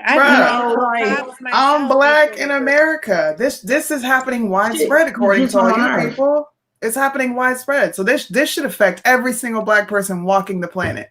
Not the planet, walking in America. It should affect us all. But the truth of the matter is, it doesn't. So you're presenting a false narrative, bro. You're talking about risk factors. What could potentially happen, the ignorant cop you could potentially run into. So let's tell all black men, young black children, and little black girls, you need to be scared. Because at any time, a racist white person could pull you over and end your life. So they're just going to sit in the fucking house and be hermits and never do nothing. Because you, as the adults, have told them to be scared. So shame on you. Right, they're going out in the world with preconceived ideas of what the world is. They're children; they don't know. They're relying on you, to be a guide. I mean, you're setting them up for failure when you're giving them your own narrative. What is this? I don't know who this is, but they're joining. Who is this? What's goody? Hello. What's up? What's up? Hey, do you have a question? What's the topic? We're just talking about the state of culture and what's happening in America. Okay. Can you be more specific? Well, right now we're talking about how people are instilling fear in their children when they tell them they need to fear white police officers.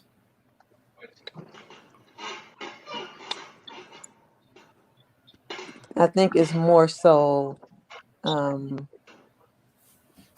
preparing them if they encounter, not in particular a white police officer, but a police officer, and the proper things to do. I mean, the proper things to do is to follow commands and exactly, but sometimes it don't turn out that way.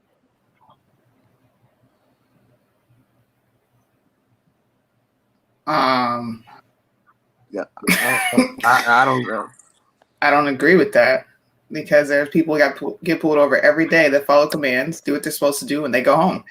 Oh, yeah, but I said sometimes. There are instances where it doesn't happen that way. Like when? What example do you have for us? Oh, there's a lot of examples out there. I mean, we give you unarmed. You could be unarmed. Various examples out there.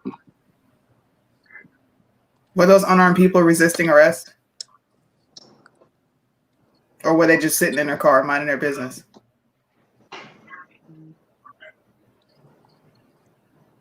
Were those unarmed people what now?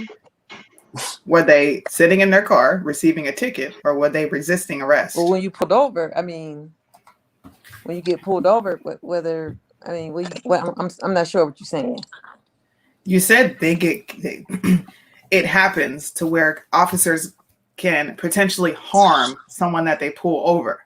So when they pull someone over and they potentially harm that person, was that person just sitting in their car collecting their ticket, or were they acting out and resisting arrest, giving the cop a hard time? No. Some instances they just pull them over and ask them questions, and you got a broken tail light. No, I don't. Something like that. I mean, it's various situations that has occurred.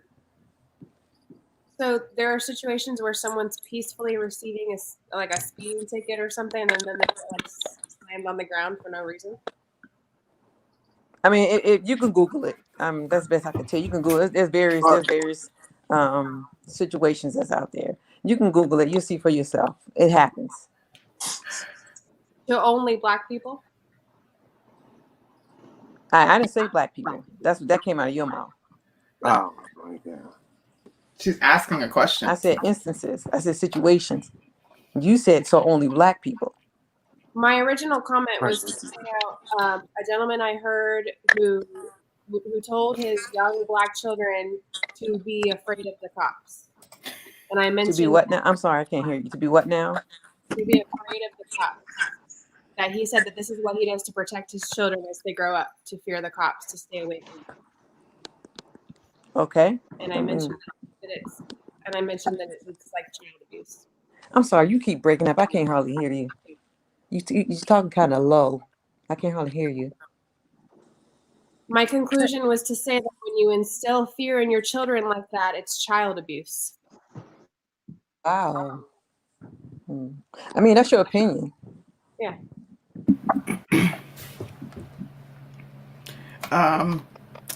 If there has been no example of someone getting pulled over and just beat down by the cops for no reason. I pay attention to every police situation that comes through. I mean, in fact, I just showed one where a gentleman was resisting, and guess what happened to him? He lost his life that day because he decided to pull a weapon. I can give you at least 20 more of those situations where someone's being pulled over and they don't comply and they don't respect a police officer, because at the end of the day, they are some type of a form of authority, and they feel like they don't have to listen because of the narrative that's being pushed across this nation. And then you go on and you teach children they don't have to listen to cops, and they can, smart off and do whatever they want to do. And that's not how life works. So I must pose you a question. So is it that police officers totally uphold their oath, or is it that some don't uphold their oath? Your job is to serve and protect. Is it some police officers that don't do that to serve and protect? Some of them just react? Or are you saying that they all uphold their oath? There's good and bad in this world. To say that all cops uphold the oath that's a false narrative. I don't preach that. There are bad cops in the world. Okay, but there are. But you just said you don't agree with some police officers that do pull you over, and there are altercations that occur, and they're wrong. You just said you don't agree with that because you've showed different scenarios. When I said you can Google some of these cases, and it is on Google where you do see some police officers wrongfully pulling somebody over just by a lie, and in some incidents it's been bad. I'm not saying death. I'm not saying that. Okay, I'll give you an example. Rodney King, he was pulled over. It was beat. Did Rodney King get justice? Let me finish. He was beat by racist police officers. No, he didn't get justice at first, but yes, he did get justice. But it was a lengthy investigation. First, they got off. Then they had to How long ago was that? And then that's when they all got once the federal got involved. Then that's when a lawsuit came, and it was a civil lawsuit, and some of those police officers got incarcerated.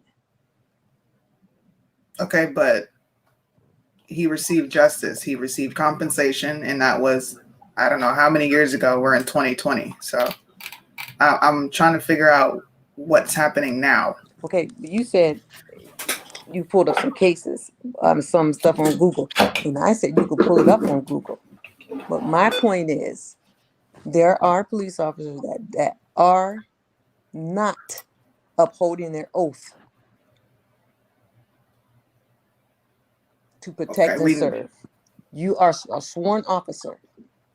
Your duty is to protect and serve. You do not have a badge to just kill innocent people. How many unarmed Black people have been shot this year? I didn't say black people. I said I'm just unarmed asking. people. Okay, but how many have been shot this year? Like I said, you have a duty only when it's imminent danger.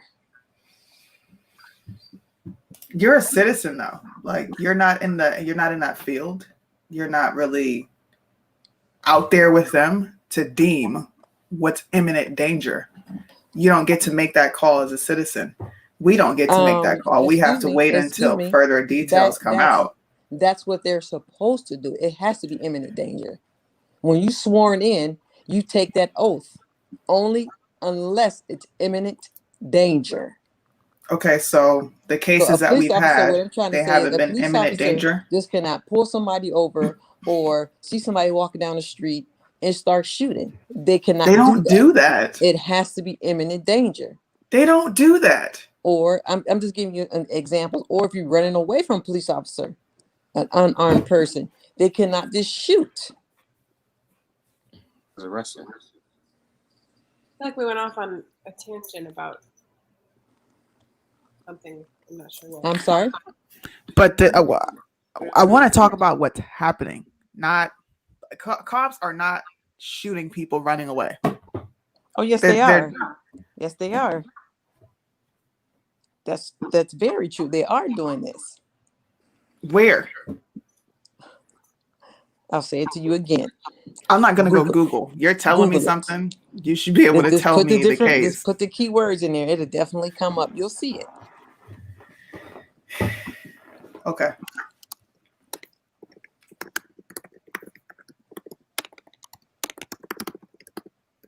Somebody can Google it because I refuse to do that.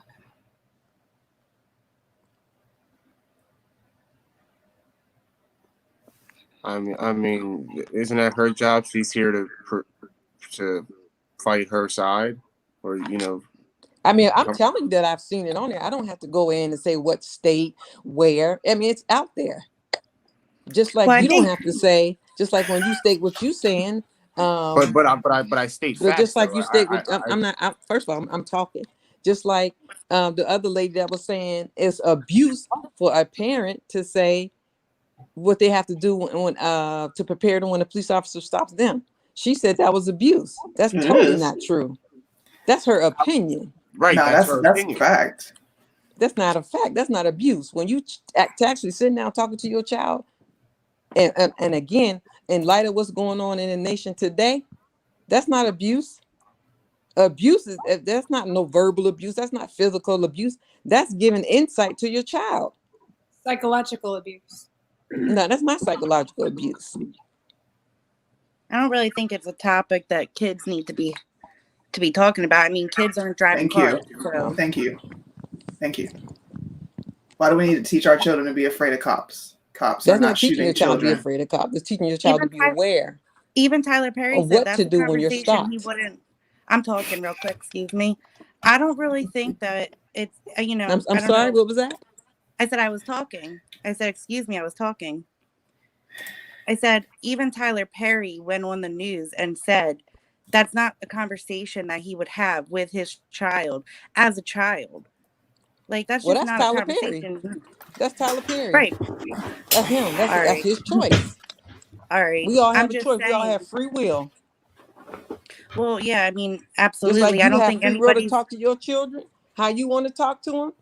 That person that want to talk to their child, if they feel it necessary to talk to their child about a situation and enlighten them, there's nothing wrong with that. That's not abuse. Yeah, I just don't think it's right to What's instill fear in abuse your is child. when a police officer overrides his position. Yeah, I agree with that. That's abuse. That's abuse of power. I agree with that. But now, when a parent's talking to the child, that's not abuse. Instilling fear in your child is abuse. Children are not getting pulled over by cops. We're going to use something outside of a police officer. I'm going to have to mute you if you don't let me finish my sentence. We're going to use I'm trying to finish my sentence. Educational okay, well then I'll do that. Instilling fear in your child. We'll use a teacher. We'll use a teacher. Can I finish my sentence, please? Children are not being pulled over by police officers. Children do not come in contact with police officers. Children do not need to know how to deal with the cop being a child. Now, when you get to the age of where you might have to drive and you need to teach your teenager, your young adult teenager, how to deal with the cop, do that, but do so responsibly and say, you know what? Don't give them a reason to feel uncomfortable. White, black, Asian, it doesn't matter. When you act like you've done something wrong, police officers are going to treat you like you did something wrong. When you sit there and you license and registration, here you go, sir. I've been pulled over. They let you go about your way. But I'm not going to teach my children you need to be afraid of cops because a racist cop could pull you over one day when you get older. For what? That is not proper parenting.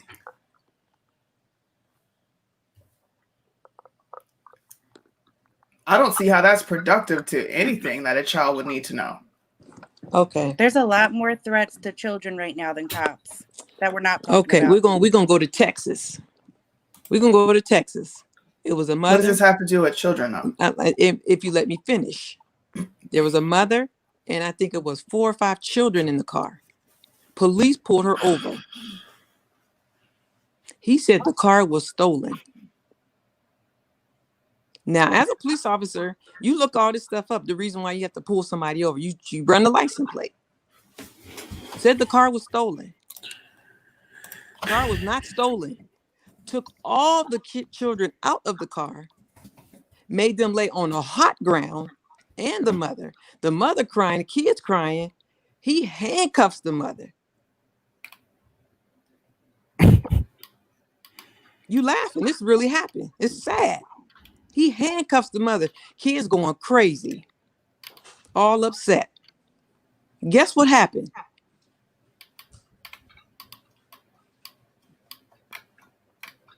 Guess what happened? And we're waiting. Police officer got fired. He was wrong. That's great. He was racially profiling this woman. Looked her information up. He knew the car wasn't stolen. So these were kids in the car. This does happen. And she But that's did not say, them dealing with cops. But she got justice. right, and she No. Stop right there. No.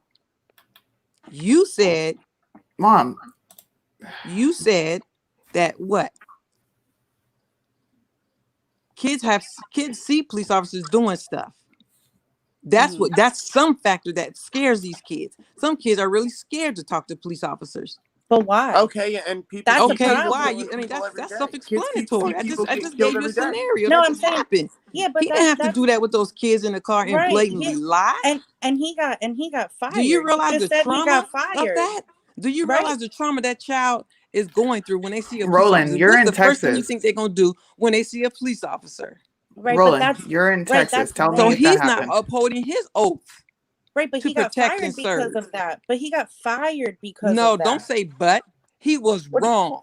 He was And he wrong. got He got fired. Nobody's Profiling. saying, but this is where you're getting off on. This is where you're getting off topic here. She strictly said, yes, there is good and evil. There are bad cops, bad people, good people. Doesn't matter. You're just picking out these little stories to justify a rhetoric that's saying that we should scare our kids to fear the police. I'm not going to do that because of some story. Well, in that's Texas. you. That's you. That's fine. So I from mean, now on, but I'm talking for me. Okay, that's what I'm saying. That's you. Now that parent has to tell her children or anybody she come in contact with. It could be a family member. She gonna tell that family member, make sure your kids is all right when they see a police officer. Do this, and it. You have every right to do that. Okay. What are we learning here? I don't like dead conversations. We're live on the air.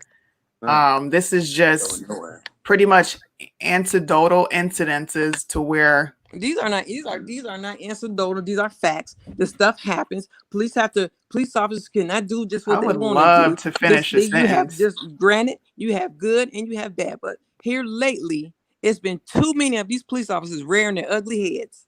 I like how people ignore nasty, dirty criminals that like to abuse children. Okay. that commit heinous crimes against children, way more than a cop does. But we're sitting here talking about cops. Because that's what y'all keep talking about. Okay, let's talk about something else because you seem to be more well versed in the cop stuff. I am, and you're Sunni. There's people that live in Texas, and they are directly going against what you're saying. That's fine. So, That's but fine. that's I the don't dispute truth. that. You can go against all you want, but the fact of the matter is, it happens. So Go ahead, Roland. Tell me about the if you want to come on, you can come on. But I want to know the truth behind that story. So the point of telling the story with the children on the hot ground was to say that all kids in America should fear cops. You said that, not me. She's asking a I question. said, and listen to what I'm saying. I said, you have every right as a parent to inform your child that's your right.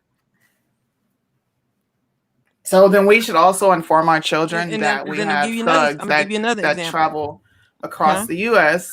So then we should also make our children fear people in urban communities because they go around all around the world committing crimes. We should make them fear certain white people that look strange because they might off chance do something to you. We should just scare the hell out of our kids and have them scared of everything. You keep saying scare the hell out of your kids. That's A what lot that of kids does. are being scared the hell out of by these corrupt police officers. What they doing when they in the car? When they I see need you to this show stuff. me some because I ain't seen no kids scared of police Well, officers. I've seen plenty. And I You got 3 of 5 them. and 6 years old being arrested in Florida by police officers. That's crazy. The educational spectrum. It happens. Is it And to act happening like it don't, every single day? Come on now. I said it happens. I didn't say every single day. So if then it if it happened one happens time, on it, that's one too many. You shouldn't be in arrest. Every day, one too many. Technically, do you you feel cannot the even same arrest way a about 6-year-old. Do you feel But the this same way happened in about Florida. a 5-year-old There's that's killed? 6-year-olds getting shot and killed in their Thank you. neighborhood Do you every feel the fucking same day. way A about 6-year-old was arrested at a school Okay. for behavior. But a 6-year-old lost his Put the life. hand. Let me finish. 6-year-old Put the lost their handcuffs life. on her. Put the What did handcuffs that on her come on, and bro? sat her in the car. Do you realize Do- the trauma behind that? Do you realize the trauma that these parents go through when they lose their I'm child? pulling up some more cases. No, I want you to really answer my question because all you're doing is arguing here. I'm not arguing. I'm stating some facts. You keep saying you come talking all around the world. But I'm talking about a police officer. I even said I could go even on the educational spectrum. A teacher. You could use a teacher. I'm asking you about the death of children occurring in the U.S. That it's happening way more than a bad incident with a cop. There are 5-year-olds killed by bullets. I don't see the same outrage. I see, well, these cops. Okay, what about these people that are getting killed? What about these children that are dead? What about them? What about the children that's in the system that's coming up dead? Oh my God, bro. I can't do this. You're not What here to about have the children in child protective custody? What about the children that's being adopted? What about them? This is a Because classic this one happened reflection right here of in people North that right don't here in like Mount- talking right about here the in truth. Mount. The girl body was chopped up. I can't. I don't want to have to cut it off, but like I don't point like is- dead my point is- conversation. my I'm not point going is- to be over talked on my show. That's not going to happen. I'm being respectful. I would like everybody else to remain respectful. I'm asking you, does it bother you just as much as you're talking about bad police? Does it bother you when an innocent child is killed by bad people? You already Because know that's that answer. happening way more. I don't know. You do know that answer.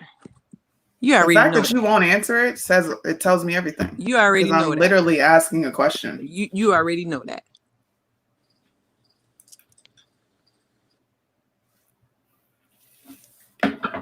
It seems like you just wanted to get on here, state your perspective, and I sat back and I listened and I heard dead the conversation police officer because this, police officer that. But when I everybody's bring up checked some, out. but when I bring up some scenarios that's really happened, and I comment on that's your choice. Here's the truth about the story. She was arguing with a cop and tried to flee. They seen, so she was pulled out of the vehicle. Black people who are liberal and racist, yes, racist, loud and smart mouth with police officers. So she wasn't just innocently not doing nothing. She wasn't just innocently pulled over while she was black. And her children were not just innocently tormented because that cop was racist. And this is from somebody who lives in the area where it happened. A black man. It's all on video. You can pull the video up. So what? Breonna Taylor, Go pull the certain video things up. about her are put on video. No, because you begin. Jacob Blake is on video.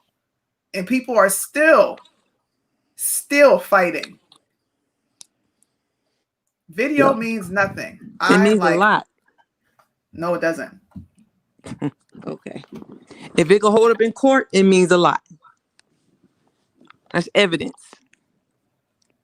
A lot of are you serious? I'm dead. Do you know how much false stuff holds up in court? How many innocent people go to jail? A video means nothing. It's a video means a lot. Okay. Why do you take sworn statements? That's on a video. That means a lot. I'm not going to take a 30-second clip and say this is what happened. That is completely insane. I said sworn. You said videos don't mean nothing. I said a sworn statement. No, not 30-second videos. It could be 2 seconds. What does 2 seconds it's prove? still gonna hold up in court if it's evidence. Well, okay. You stated your thoughts. Do you feel how you feel? That's it. I deal in facts, not feelings. Well, I deal in facts, not feelings neither. If that was the case, I don't think you would have the same sentiments about Breonna Taylor. Breonna Taylor, that case is being re-looked at again. Like she was sleeping in her bed? Because of the AP, the Attorney General. She was in her bed asleep, and that's not what they're talking about. The evidence. Racist police officers decided to blast in her home for no reason and just target her because she's a black woman. Would you stop, please? Look, this is the narrative that you're pushing. You keep saying cops murdered her. Breonna Taylor. I didn't say nothing about Breonna Taylor. You did that. This is done. I'm not going to do this on my show. I'm not going to do this at all. You don't have anything constructive to say, then bye. This is what I mean by dead conversations. I'm asking legit questions. Okay, where did this happen at? Go to Google. This is what people do. When they don't know what the hell they're talking about, they want you to go Google the information. You know all this. You should be able to tell me and run it down. Just like I can sit here and run down facts and statistics to you. I'm not doing that.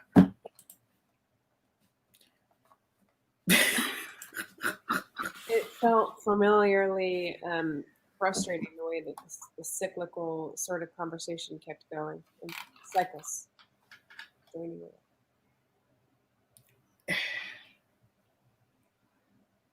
If Breonna Taylor was white, it would not have been a problem. That is some serious denial, man. Ryan Whitaker was white, and he was murdered in the hallway when trying to surrender. Does anybody have his name in the streets? All over flyers and borders? Is he on billboards? Why else would that be happening? I don't know. Maybe you can tell me, Tabitha. Why is Ryan Whitaker not on billboards? Oh, she's muted. Can you hear me? What about you, Swan? Why is Ryan Whitaker not on billboards? Because that don't get people angry and it don't sell. Can't make money off of that. Yep. It's not profitable. You can't put race pander. You can't. And the fact that they use black people to make money should piss you off even more. But it doesn't. Black pain. But that's the thing that's so crazy to me is that that doesn't bother people to say literally, these people are making hand over fist money over these folks dying. I don't know. Circles. And they pick and choose their cases. They're very selective. Like, I mean, you would think if a black life, if Black Lives Matter, that means Y'all all, remember- right? I mean, you don't get to pick and choose and cherry pick what makes you more money. And what would get more attention. That's not right. I was about to say, it's just like that that Al Sharpton. You know how he used to go and be on the scene. Soon as something happened to Oh, I know was what that you're young talking girl, about. And she was it lied about the Tiana whole something? thing. It lied about being raped and feces being put on her and all that, and he out there just marching with his perm, making all kind of. Had his nice little perm press out there, just you know. and I said this because me and Tab was talking the other day, and I was like, I hope Ben Crump is not turning into one of these little red Al Sharptons, because you done flew from Floyd to Taylor to Blake. You all over the place. Yeah, you know. Yeah. And then on your page, you promoting the same rhetoric. Yeah, like, oh, I gotta get over here. I gotta get all these folks some money, so I'm gonna get a piece of that. Get a little change, because I don't see none pro bono coming that way. Thank you. Just ask Reverend Al. How much he charge? How much you charge, Sharpton? Well, I gotta get my perm done. I like this conversation. I think we need to have these more often. No. They're controversial. They're Definitely controversial. gotta happen. Oh gosh. Mandy said Crump is just as bad. I agree. He's turned I into got kicked off of Facebook. Mm-hmm. He's turned into a little mini Reverend Al. He is, man. Anybody in denial about this stuff, bro? I don't know what He to tell promotes the same rhetoric. He puts control. that on there.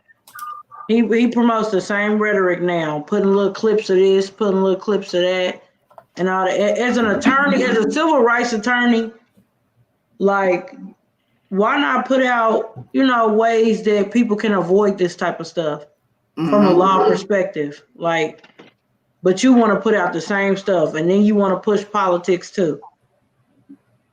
But you in denial about, you a civil rights attorney, but you pushing for Joe Biden and Kamala and all of this, but you're ignoring the law and policies that they put out. Thank you. Come on. Thank you, bro. There's Like no way. Michael Mack said, you are It's amazing how you're a traitor how to your people- race. What'd you say, Sid? And it's amazing how people they say that, how people they always say that, oh, that they're just putting out lies about the case. Ben Crump put out lies. These lawyers and attorneys, they are in front of the media just putting false information, things that never even happened, evidence that can't be found, but you believe that like it's the gospel. Like Come she was on, in her y'all. bed asleep. Yes.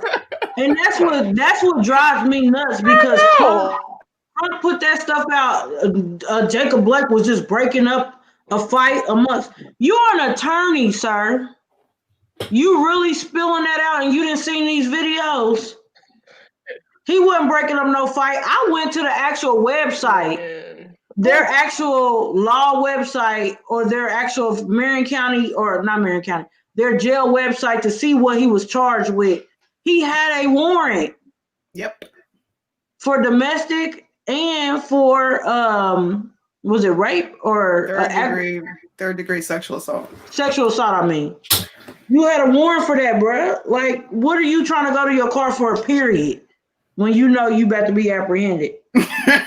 He knew he was about to get that ass locked up, and he was like, oh no, it's time to get out of here.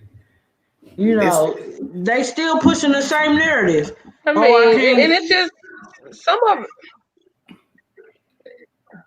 the way they put it out there is you would have thought Breonna Taylor was literally in her bed sleep and just got shot up. Yep. They never put somebody fired back, none of that. It was just, they just came in and killed her. Just came, she was in her bed sleep. Mm-hmm. And you're like, huh? You know, and people, a lot of people don't want to read nothing. They just want to hear the stuff, the clips and stuff, and then they go and be emotional and all that. And then the moment you put, they don't want to be wrong. It's okay to be wrong. If you wrong, you just wrong. So if you heard something and you reacted a certain way and then you found out the truth, it's okay. Just be like, all right, I found out the truth. We do not want to be wrong. I know. We gonna fight that to the end. We don't want to go out back and recant our statement saying, you know what, I didn't know. Just like Charles. Charles was like, I didn't see that part.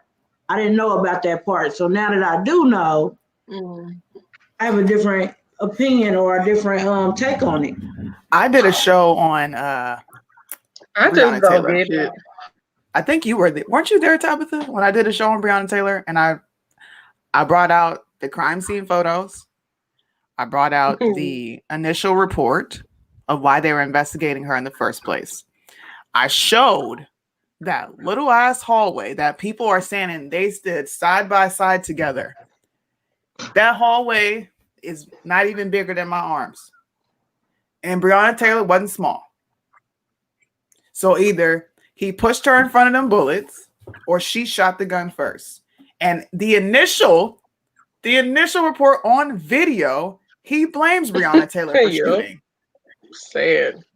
And I still can't for the life of me figure out how he didn't get scratched. Not a brace, not a hit with the bullet or nothing. Thank you. And if they were in the hallway, but hold on, Suda, remember now, he was protecting his black queen. His black queen, exactly. So you got to remember, he was protecting his black queen. His black queen who took all the shots. In his interview, he said she was on the ground. Thank you. Before he fired. No, you wasn't. In his interview, he done had a few interviews, and I went back and listened to it. And I'm like, dang, he did say. But remember when they came? Why is this the only thing in this only perspective this can be discussed? It's the truth. There's only one truth. That's it. There's not multiple truths. There's not your truth, my truth, her truth. And they came outside, and he said that it was her who did it. That's what I mean. Y'all wasn't there.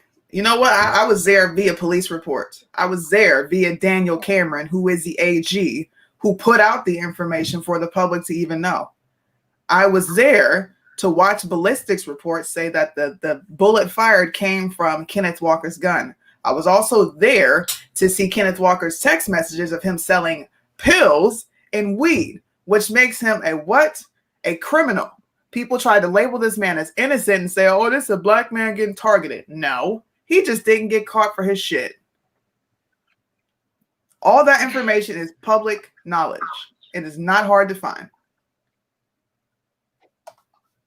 And the thing about this what about when the police came and put him in cuffs, and he openly said, it was her who started it. It was her who had shot the first shot. I guess that's fake. Never mind. Well, the problem is about the justifying her death.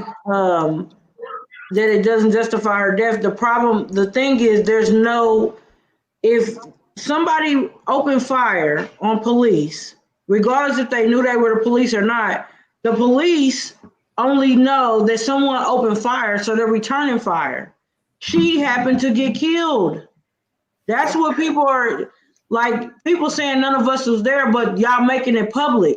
It's been nationalized now, so everybody's been in this. We got to see this stuff, so why can't we comment on it and say it? That's the thing. People live in this Democrat baby mindset, and they don't want to get out of it. The truth is the truth. How long are y'all gonna keep holding on to the same rhetoric? Like, we gotta stop that. That stuff is stop with the logic. I can't stop with the logic. I can't, because if I do, you got people like that. It's over. Why y'all talking about it? You know why we're talking about it? Because it's still $12 being brought million- up. Thank you. $12 million of taxpaying dollars was Over paid and to her over. family. That's why. They I'm still not a want us to citizen out say her there. name. Yeah, that's why. They still want us to say her name. In fact, they're still protesting because Exactly. she didn't get justice. That's I what mean, we're talking to about. imagine the thought process behind it. These people are literally saying that they intentionally there. I mean, how crazy do you sound? That was just on his mind. That was on their mind. Okay, today we're gonna kill us a black today. Mm-hmm. You acting We're like gonna that was do the that intention. somewhere. Nobody is saying it is right that the girl is gone. It's sad. Come on but now, you gotta make it make sense. It is But what it she put is. herself in that situation, bro. Like, just be real about it. She's dating 2 different drug dealers. People, she wasn't talking to the ex-boyfriend.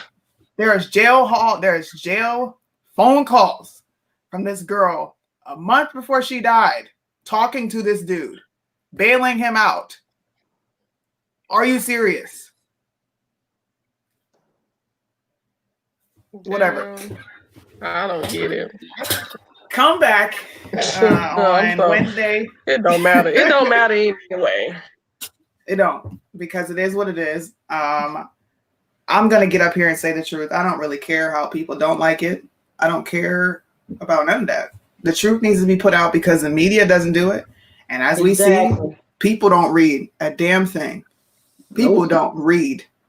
Those reports are very lengthy, but if you sit there and read them, you will get a whole picture of what actually happened. If you're not gonna do that, then shut the hell up. True. Look at the boyfriend statement. They don't care about Kenneth. Kenneth is an innocent black man. He don't want that.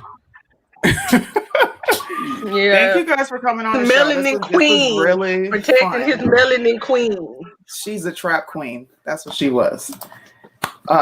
Thank you guys for coming on the show. I really appreciate it. This went over the time I thought we were going to be on here. Jesus.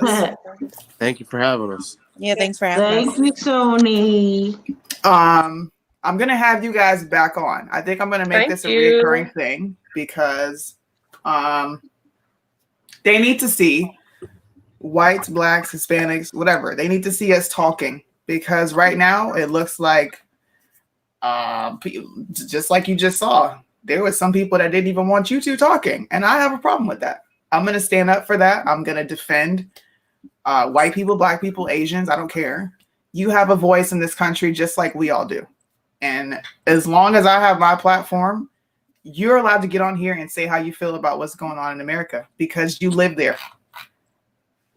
That's it.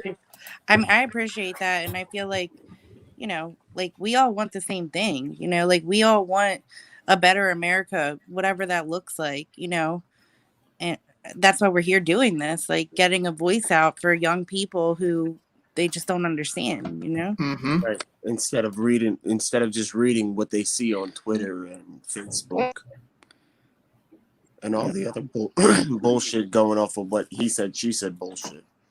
And just before we end, another thing, and these people like Sean King and they play on people like that because they know they're not going to read nothing but the headline. Sean King put out something with Lindsey Graham, and he put out a clip, and the clip was of Lindsey Graham saying, "You cannot go anywhere in South Carolina if you're not conservative." So Sean King puts out a post and is like, "Oh, see this? You got to be conservative to travel in South Carolina or you won't be able to go in." I'm like, are you? And people are like, "Oh my God, I can't believe he said that." So I'm like, let me go look at this for myself. So I go and watch it. Lindsey Graham was referring to political advance. You can't advance politically if you're not conservative because majority of South Carolina is conservative people, so they're going to vote conservative. That's what he was talking about. It wasn't nothing to do with traveling and being a liberal. And I was just like, this is the stuff I'm talking about. We call them Black Pander. Sean King is Black Panther. You know, like, stop it. What are you doing? And they know people. They know people do that. Oh my gosh, we gotta cancel Kenneth. him. Kenneth We is a cancel P him. word. Kenneth is a P Girl, word. just don't want to hear true, but wait till they find out Sean King really big. Sean Find King that is out. white. He is culture appropriating. I don't like it. Satchmo. He pulling a Satchmo. What's her name? He is Rachel a Dolezal. white. He is a white caucus. He is a white caucus man. He is Scandinavian, and y'all been letting that man fool y'all this whole time. Y'all better stop The listening white to Sean look. King. He As gonna get much as y'all they hurt fight out here in against these the white streets. man, And as much as they mean, fight hide against in the his white suburban man, bro, neighborhood. you fight against the white man so hard, but you listen I'm like, to you all ain't. his rules. Y'all drum to the white man's beat. Yes, Joe, massa. Joe Biden said you ain't black if you don't vote Democrat, and all y'all dumbasses still voting Democrat. Yep. You better get off the plantation, bro. Yep. When people get pissed off, I don't care. It pisses Y'all you better off stop because it's taking that true. great Kool-Aid and chicken. Drink the Kool-Aid. Y'all better stop taking grape Kool-Aid. Stop drinking that grape Kool-Aid, y'all. You gotta add the watermelon in there. Don't leave that out. It's time to go to rehab off that Democrat baby syndrome. We got to stop it. Gotta get off of it.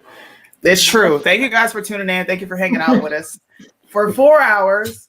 These conversations are needed. I don't even feel like it was 4 hours, but it flew by. Hopefully we'll have more people that are willing to come up here and talk, because you shouldn't be scared to talk in the year 2020. That is what they want you to do. They want you to be afraid. They want you to not speak on these topics, because if we start talking to each other, we are stronger united than we are separated. That's If it. we can't do that, then I don't know what to tell you, but besides just shut up, bro. Just stop talking. So that what? Oh, 50? Damn. Why you bring that up? I want to get off. Damn. Chelsea Handler got that work. Damn. She offered to have sex with him. She said I will have sex with you if you don't vote for Trump, and you need to be reminded that you're black. What the fuck is that? She said she's gonna pay his taxes. Pay his taxes. Remind him he was black. Like, that doesn't sound oppressive, racist at all. Roland's coming on the next show. See, I get people fired up. You know, I get on here and say whatever the hell I want to say, and I don't care what people think. Come on in. That was actually my mother that we were all having a conversation with. I didn't want to cut her off. I didn't want to, but the raising the voice and you gonna listen to me. Oh, okay. Click. Go not. She talked over Jordan. Sorry, your name's not on the screen anymore. You're Jordan, right? Yeah. Did you hear her talk over you and say, "Excuse me, I'm speaking"? Like Yeah. So then I stopped, but then she did that to every single person who was talking. So She Kamala'd him. She Kamala'd him. really respect. She gave you a Kamala. Excuse me, I'm talking, and I'm a black woman. You need to listen to me. Don't mansplain. She gave you a Feminism Kamala. is screwing up America. Thank you guys for hanging with us. I'll probably be back to do a show, and I'll be back on Wednesday morning at 10 a.m. EST. The Hit Squad will be back together. We have some individual things we're working on. I do my shows. My shows are typically fun. I get in trouble, but they're fun. So if you haven't checked out my show, you should come on and check out the live podcast. It's Hot Mic with Suni.